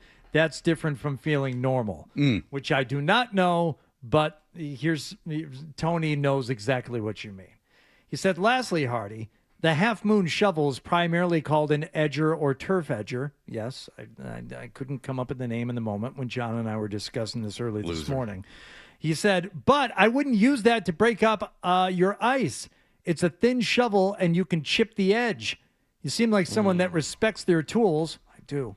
And using the appropriate tool for the job. They make ice scrapers / chippers much better and made for the job. Thank you, Tony. All right. Thank you, Tony. Well, I'm glad we moved on from the sunglass conversation so we could really dig Well, why into don't you the say chipper. how it bugs you one more time? It Does bugs it bug me. you? I could take the a call. sunglasses in court, does it bug you? Yeah. All right. I got a guy here who's upset about your football knowledge, and I'm just going to read this verbatim. What Fred Your knowledge is weak. Well, yeah. Football come here. knowledge is weak. Huh. Let me introduce my fist to your face. Verbatim right here in front of me. What Fred thinks about any football team, period. He clearly knows nothing. He's all excited about a man who could not play 50% of all the games in his career is now on the Patriots. Whoa. What? Start it over. No, I understand. But who's excited about Vera Tucker? What the hell is... Oh, go ahead. Because his historically bad team drafted him. What are we talking about? Patriots are not any better than they were yesterday morning. End of sentence. Picking up trash from the trash jet is a joke. Well, first of all, I think the categorization of me being excited by the move is a little over the top. Let me pile on for a moment because you do have a history of doing this, whether it's Sonny Gray from the Cardinals or Vera Tucker from the Jets. You seem to have a sunnier outlook on this than other people do because they're coming from a team that you like. Well, Sonny Gray is one example. Vera Tucker isn't.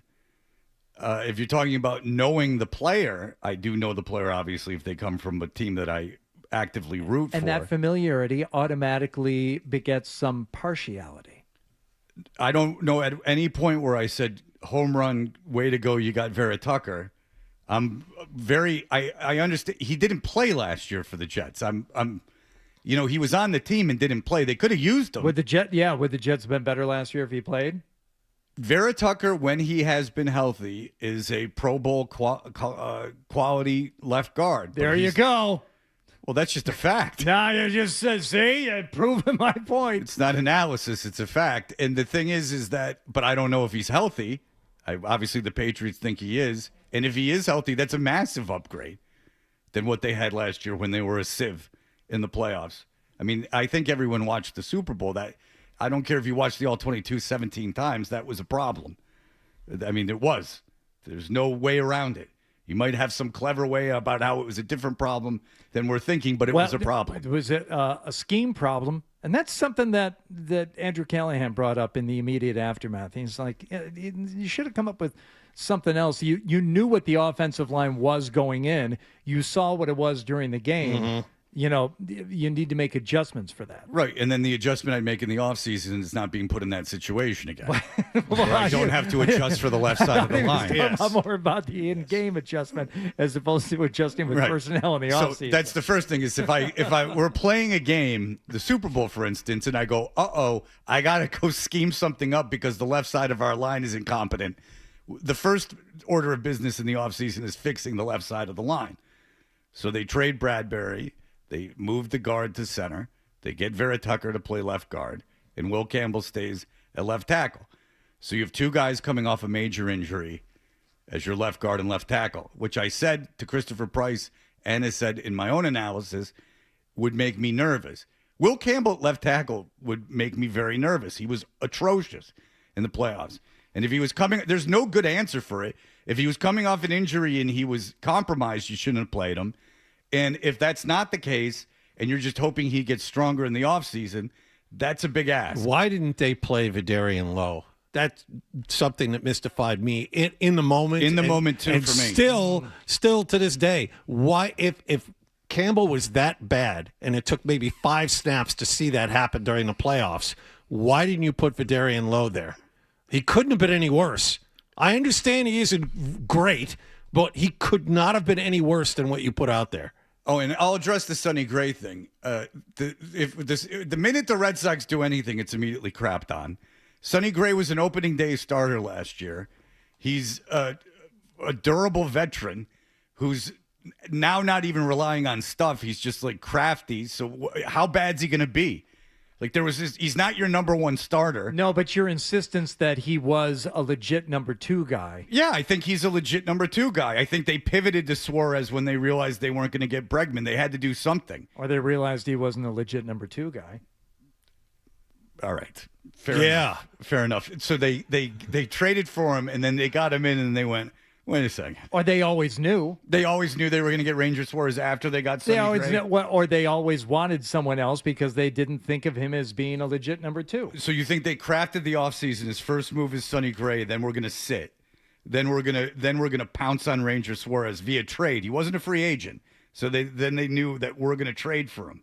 That far into the offseason. All I'm saying is that you were the only one who was all in on Sonny Gray being your number 2 behind Garrett Crochet. Yeah, I think that he would have been a fine number 2. Absolutely. Fine doesn't cut it in this town, bub. Maybe in St. Louis, where you're not even from, but your insistence upon being a fanatic of that team just rubs everybody the wrong way. Well, listen, man, if I had to play by everybody's rules, I wouldn't be a greaser. And that's where I stand right now. Blame my father. The things that people are still going to say the same things about Milo, my son. They're going to say, why are you a Jet fan? He's getting it already. And he can blame his father. And then they can ask, why was your father a Jet fan? And then it can get all complicated. And he can have to justify it. I don't know. I don't know. All right. Jory Epstein, who we moved everything around for, is next. We'll talk to her coming up in just a moment. Stay tuned for more Toucher and Hardy on the...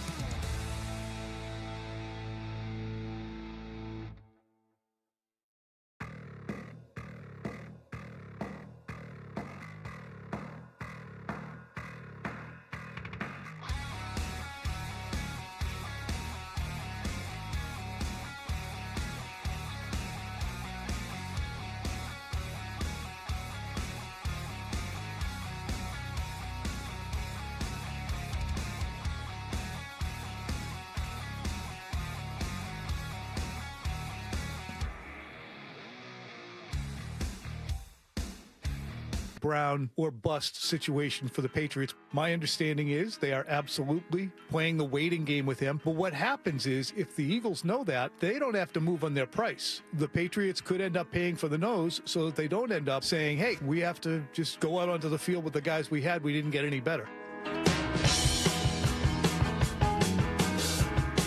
We're Toucher and Hardy. Jory Epstein writes about the NFL for Yahoo Sports. She's kind enough to join us. Jory, hello. Hello. Great to be back on with y'all. Great to see you. Thank you. Thank you. Thank you.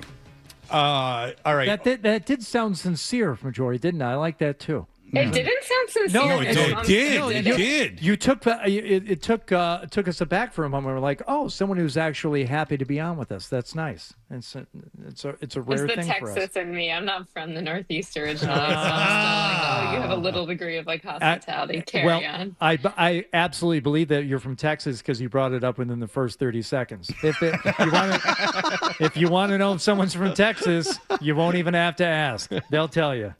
You know what I saw? I saw the movie Slackers for the first time. The first movie by that director that did Dazed and Confused and everything. Boy, Austin got not cool in the preceding 30 years, huh? Oh, moly. Oh. Austin was like this super cool, weird place. And then it got like all like lame now. Right, Jory? Yes, I know. We're on the same page with that. All right, Jory, what was your feelings on free agency as a whole when it all came down yesterday? Yeah, I mean, I think you're always going to have a couple moves that really move the needle. And you also have to remember, we have to remember that it's Monday. It's the first day of legal tampering, and there's so much to go. So, I mean, you've got a lot of big names at quarterbacks and some movement there.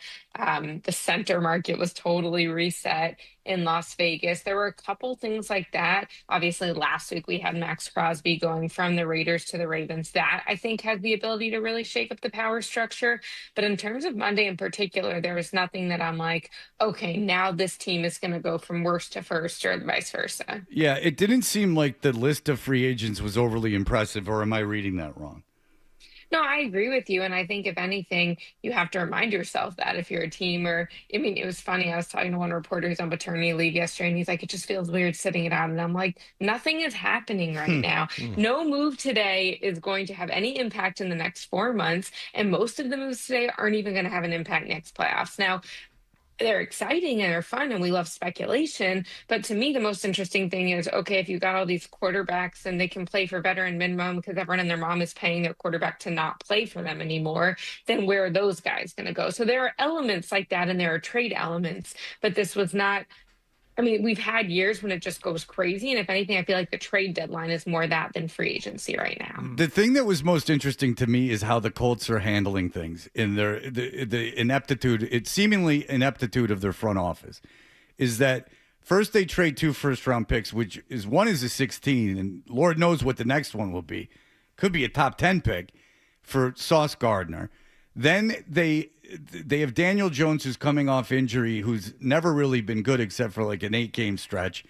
And he might not come back till November. And he's on a transitional tag right now. And who knows what's going on with him. They trade seemingly their best receiver to the Steelers and then sign for the most money ever given to a free agent wide receiver, guaranteed money, I guess, to a free agent wide receiver in Pierce. That all seems strange. That to me was the story of the offseason so far in terms of weird moves.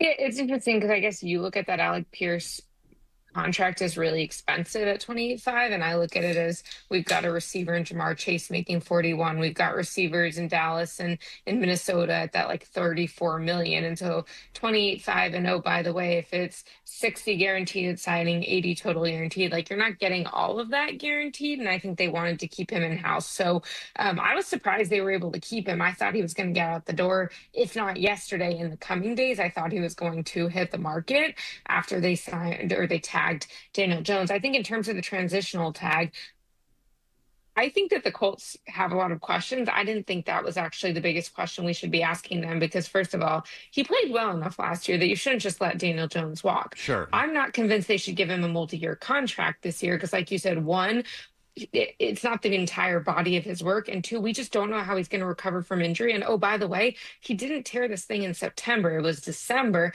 And so you really don't know what the recovery timeline is going to look like. And if you're in the front office or really the ownership, you might say, hey, I'd rather have it. So if this doesn't work out for a year, in 1 year, he's out, potentially the general manager, if things don't work out, who's been there for a while, and Chris Ballard. And then we can just start fresh rather than be tied to a quarterback as we see all these other teams. So to start the transitional tag where it's 37 million instead of 43 roughly. And then, oh, by the way, if you do end up wanting a multi-year contract, your negotiating floor is lower. So I don't feel like they're a strong team today, but I don't think that any of the individual moves they made were completely crazy to me. Just the idea that they're going all in on this team in its current incarnation. I think giving up 2 first-round picks and then, paying Pierce all that money is that, yeah, you're betting on yourself winning in a kind of a short window. It seems like that to me. Okay, so I would agree with you that the Sauce Gardner trade felt like they were going all in. I guess just to me that feels like eons ago because it was before Daniel Jones got injured and when he was still looking like an MVP. And I mean, they can't reverse that trade now. They definitely at the time were saying because we feel like we haven't had a quarterback in so long and when healthy with that offense last year, Daniel Jones looked at that window, they were trying to go all in. And yes, I agree, it did not work. The Raiders spent an incredible amount of money yesterday. What is your opinion on that? And what is your opinion on Tom Brady apparently taking over the front office? Yeah, I mean, Tom Brady's role is definitely interesting, and Max Crosby is out now. So I think you have to pin that to Tom Brady. I love the people who are saying he would never have sent him to Mike Vrabel and the Patriots because if something went well, which Max Crosby usually does play well, he wouldn't be able to handle it. So I thought that was a funny theory. But I think when I look at this, I say they're paying kind of the Raiders tax of if you're Tyler Linderbaum, the Ravens want you back and you already like them and you can probably win with them. The Browns want you because Todd Monken, their head coach, was your offensive coordinator. You've got all these different coaches around the league who played for the Ravens who want you. And then you have the Raiders who you didn't play for their staff. They're probably not winning this year and they're trying to convince you to move across the country to sign up for a rebuild. They're probably going to have to pay a tax for that. And so I think that they paid a little extra. Oh, and by the way, 2 centers retired last year. I think the center market has been underpaid for a little bit, but and we now have a salary cap that's over $300 million. So to me, I say, if I'm drafting Fernando Mendoza at quarterback first overall, which is what we presume the Raiders are going to do, you cannot take gambles on his protection. When Drake May was coming out and when the Patriots drafted him, I went around and I asked, I think it was like 25 head coaches, executives, talent evaluators, what do you most want to see to feel comfortable starting a rookie? And at what point do you sign him? Because obviously that was the question of Drake. Should he start the beginning of the year? Or should he start in the middle? And it wasn't go get him a receiver that he could throw the ball to. It was give him protection, give him a defense to take some pressure off him, give him a strong run game so he didn't have to run up the scoreboard. Now, from a defense to take the load off him, they just let Max Crosby go, so they didn't do that. But in terms of protection, I think even getting Garrett Bradbury in the building and for the Patriots last year, you saw that if you have a quarterback who can help take some of the mental load off the quarterback's plate, and that's not a knock on any of these guys coming in, but I think if you have a young quarterback, the center is going to make all 5 guys on the offensive line better. So did they overpay? Yes. Do I think it was worth it to keep him from staying in Baltimore or Cleveland? I think so. Is there anyone the Patriots should have gotten yesterday that's off the board now?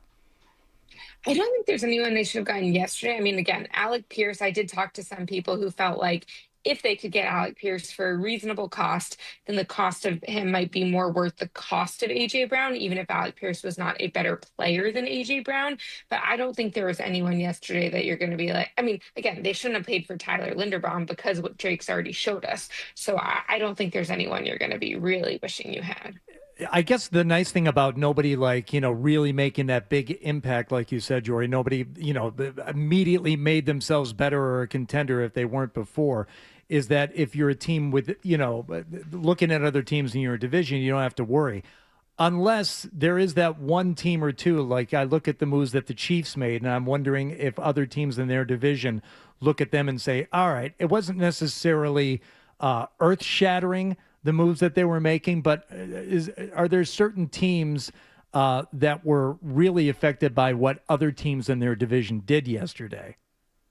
Yeah, that's a good question. I mean, again, obviously we talked about the massive Ravens Max Crosby move, and we didn't see anything in particular. Like we didn't see the AFC North all of a sudden all go try and get every offensive lineman. If anything, we saw teams kind of let offensive linemen go to other divisions. And I would say, yes, the Chiefs on offense are better yesterday than they looked a week ago because they got Kenneth Walker at running back, the Super Bowl reigning MVP, and Travis Kelce is coming back. But on defense, they let two of their top cornerbacks go to the Los Angeles Rams. So you still got to fill those holes. Now they've developed corners through the years, so I think they can fill it. But I don't think there was any massive shakeup. I know it's not that fun to come on and say, but I guess it means that if you're a Patriots fan and your team just figured it out last year with the scope, nothing that happened Monday should make you feel significantly worse about your ability to compete in 2026. No, the schedule will take care of that. Jory Epstein. You're not going to pay 10 teams that or play 10 teams that fire their head coach in the same year. No, it seems like that probably won't happen again. And shame on you for counting like that. We don't we don't care for that. I don't know if anyone deserves that kind of luck 2 years in a row. Jory Epstein, read her coverage of the NFL at Yahoo Sports. Thank you so much for the time. Great to see you guys. Talk to you soon. Thank you. Thanks, Jory. You threw her off with that Texas stuff. She didn't know how to react. It's true, though. It is true. I laughed. You don't have to ask. They'll tell you. Have you ever seen who's the guy that did Dazed and Art Linkletter? Have you ever seen his first movie, Slackers? Like it was like that big. It was like an independent film that was made for like very little money, and it became, or it's called Slacker maybe, but it's like it's not good. But it was his first movie. Mm-hmm. So it popped up on Amazon when in a period of time I had nothing to do. So I watched like the first half of it, and it's boring. So I'm like looking it up and stuff about it up. And it is like Austin was this whole weird place like 30 years ago, like a very unique place in the United States. And, in this deep red state, it's like this weird college town, like with weirdos all walking around. And that's just all been blown out of the water now. Slacker, yeah. I Richard Linkletter. What did I call him? Art Linkletter. I was very confused. Now, the kids say the darndest things. Art Linkletter. No, I'm not familiar with his body of work outside that wonderful television program. But you can't blame me for thinking Art Linkletter. Well, because kids do say the darndest things. Well, until Cosby took over. And then he had his own version of it, if you'll recall. Bill Cosby had a kid say the darndest things himself. And the kid would say something, and then he'd go, and then everyone would laugh. He would make inarticulate noises, not even words. I'm telling you, man, Cosby obviously brings up a whole different conversation. No, you're talking about the body of work, though. Yeah. We saw him at the Opera House in 2008, I think it was. And he did stand up with no opener. Mm-hmm. He came out on stage. He did 2 hours and 20 minutes by himself, and he killed. He absolutely, and for the first 5-10 minutes, he gets a pass because you're in the same room with Bill Cosby. And who cares? He didn't even have to be funny. But after that, killed. Well, we talked to him. He came in studio before those shows, and we talked to him, and he was great. Yeah. And he said that it's all improvised, like he doesn't work material, he doesn't go out on the road. Stories, the only like scripted material I could tell that he did. And again, I've never seen a comedian do this. They probably do it in Branson. But for Cosby, he does his whole show, and at the end of it, he goes into a story about the dentist. I'm like, wait a second. He's doing the dentist from Bill Cosby himself. You can't do this. A comedian can't go up there and play Freebird at the end of his set. He did it, and he killed. People were dying, and we all knew it word for word by heart, and it didn't matter. But things went poorly after that. No, he was a talented individual, but kids say the darndest things was him just making like nonverbal kind of stuff. All right, we'll be back in just a moment. Here are the headlines. Essential Sports Hub headline presented by Celsius Energy Drinks. Patriots have started slowly during the first day of the NFL's legal tampering period. They have signed Baltimore pass rusher Draymond Jones to a 3-year contract, Buffalo fullback Reggie Gilliam to a 3-year contract, and then overnight they brought in injured Jets offensive lineman Elijah Vera Tucker on a 3-year contract. Patriots Elijah Vera Tucker on a 3-year contract. The Patriots' Christian Barmore had battery and assault charges against him dropped yesterday by the state. Bruins back home tonight to play the LA Kings. Ryan Johnston and Bob Beers have the pregame at 6:30 and the face-off at 7 here on 98.5 The Sports Hub. Celtics visit Victor Wembanyama in San Antonio tonight. Brandy and Max have the pregame at 7:30 and the tip-off at 8 over on 105.7 WROR. Sonny Gray pitches for the Red Sox today in a preseason game against Detroit in Fort Myers. And at the World Baseball Classic, the U.S. beat Mexico last night 5-3. They'll try and sweep pool play tonight against Italy. Japan swept pool play this morning by shutting out Czechia 9-0.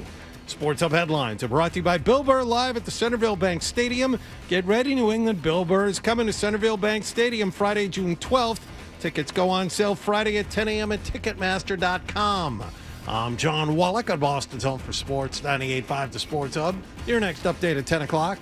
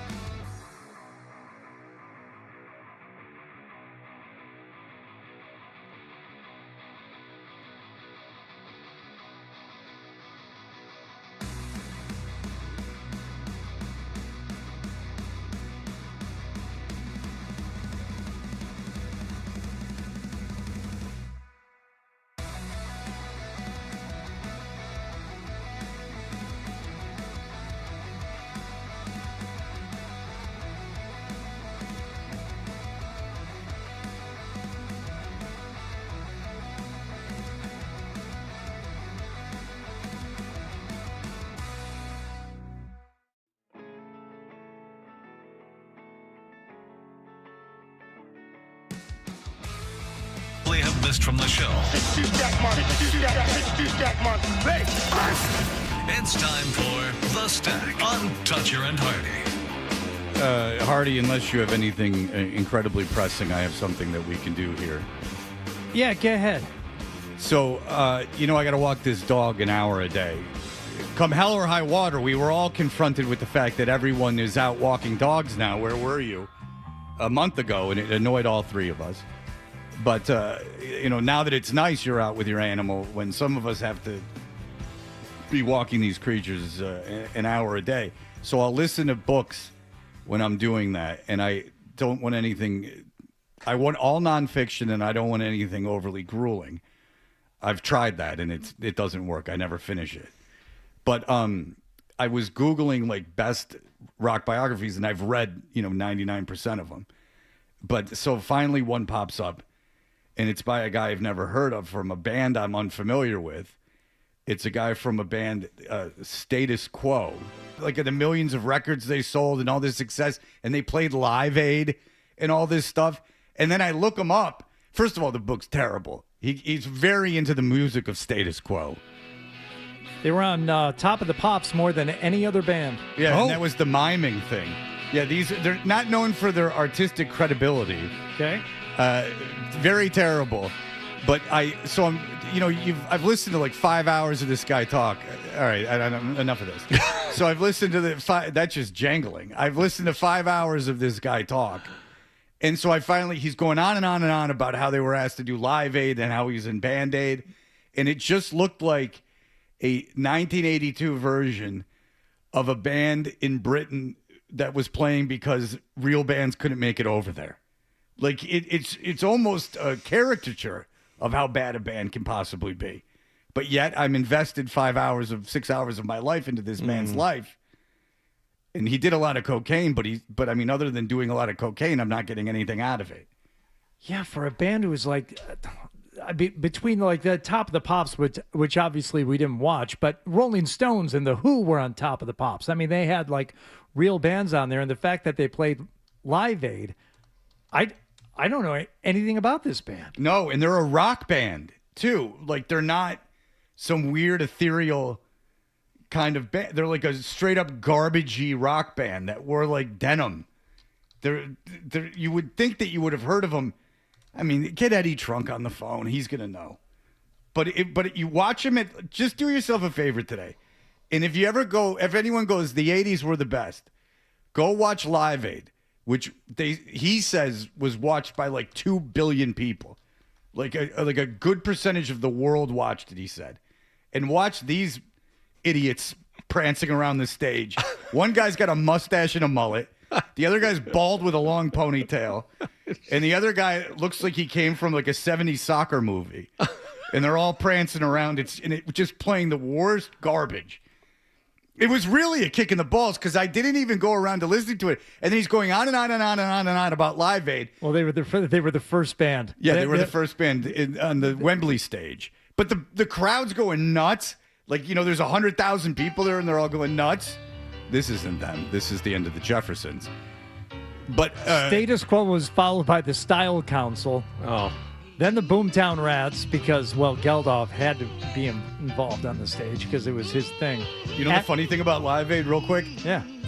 Money misappropriated grossly. Like, Whoops. Apparently it was a huge disaster. Really? Oh, yeah. Didn't do anything. Geldof was nominated for a Nobel Prize for that. Yeah. Did not get to a big fiasco. Oh, my God. Yeah, all of that. Ultravox, Spandau Ballet. Yeah, they have real bands on there later, though. Yeah, they had, like, Black Sabbath got back together, like, Led Zeppelin got back together. There was, like, real stuff. Like, I think the Police played together. Like, everyone got back together for it. And this guy's, like, all bragging about how the money went to, like, and did all this good, and it actually didn't do any good. Oh, boy. It was very misappropriated. Apparently, it was a big fiasco. Same with We Are the World and everything else. Mm-hmm. And all that stuff never got to Africa. It never started helping people. And then you got to feel like if you're in Black Sabbath and you like don't want anything to do with each other, and then you show up because there's this immense pressure on you to do this charitable thing, and then you get through it. And a lot of these bands got back together afterwards because they really didn't hate each other that much. But then you realize, well, this money didn't even do anything. We got together for no reason, did it for free. Bought our own tickets to get there. Sorry. All right. That'll do it for us. Everyone have a great day. Bye. Talk to you tomorrow. Toucher and Hardy on the Sports Hub.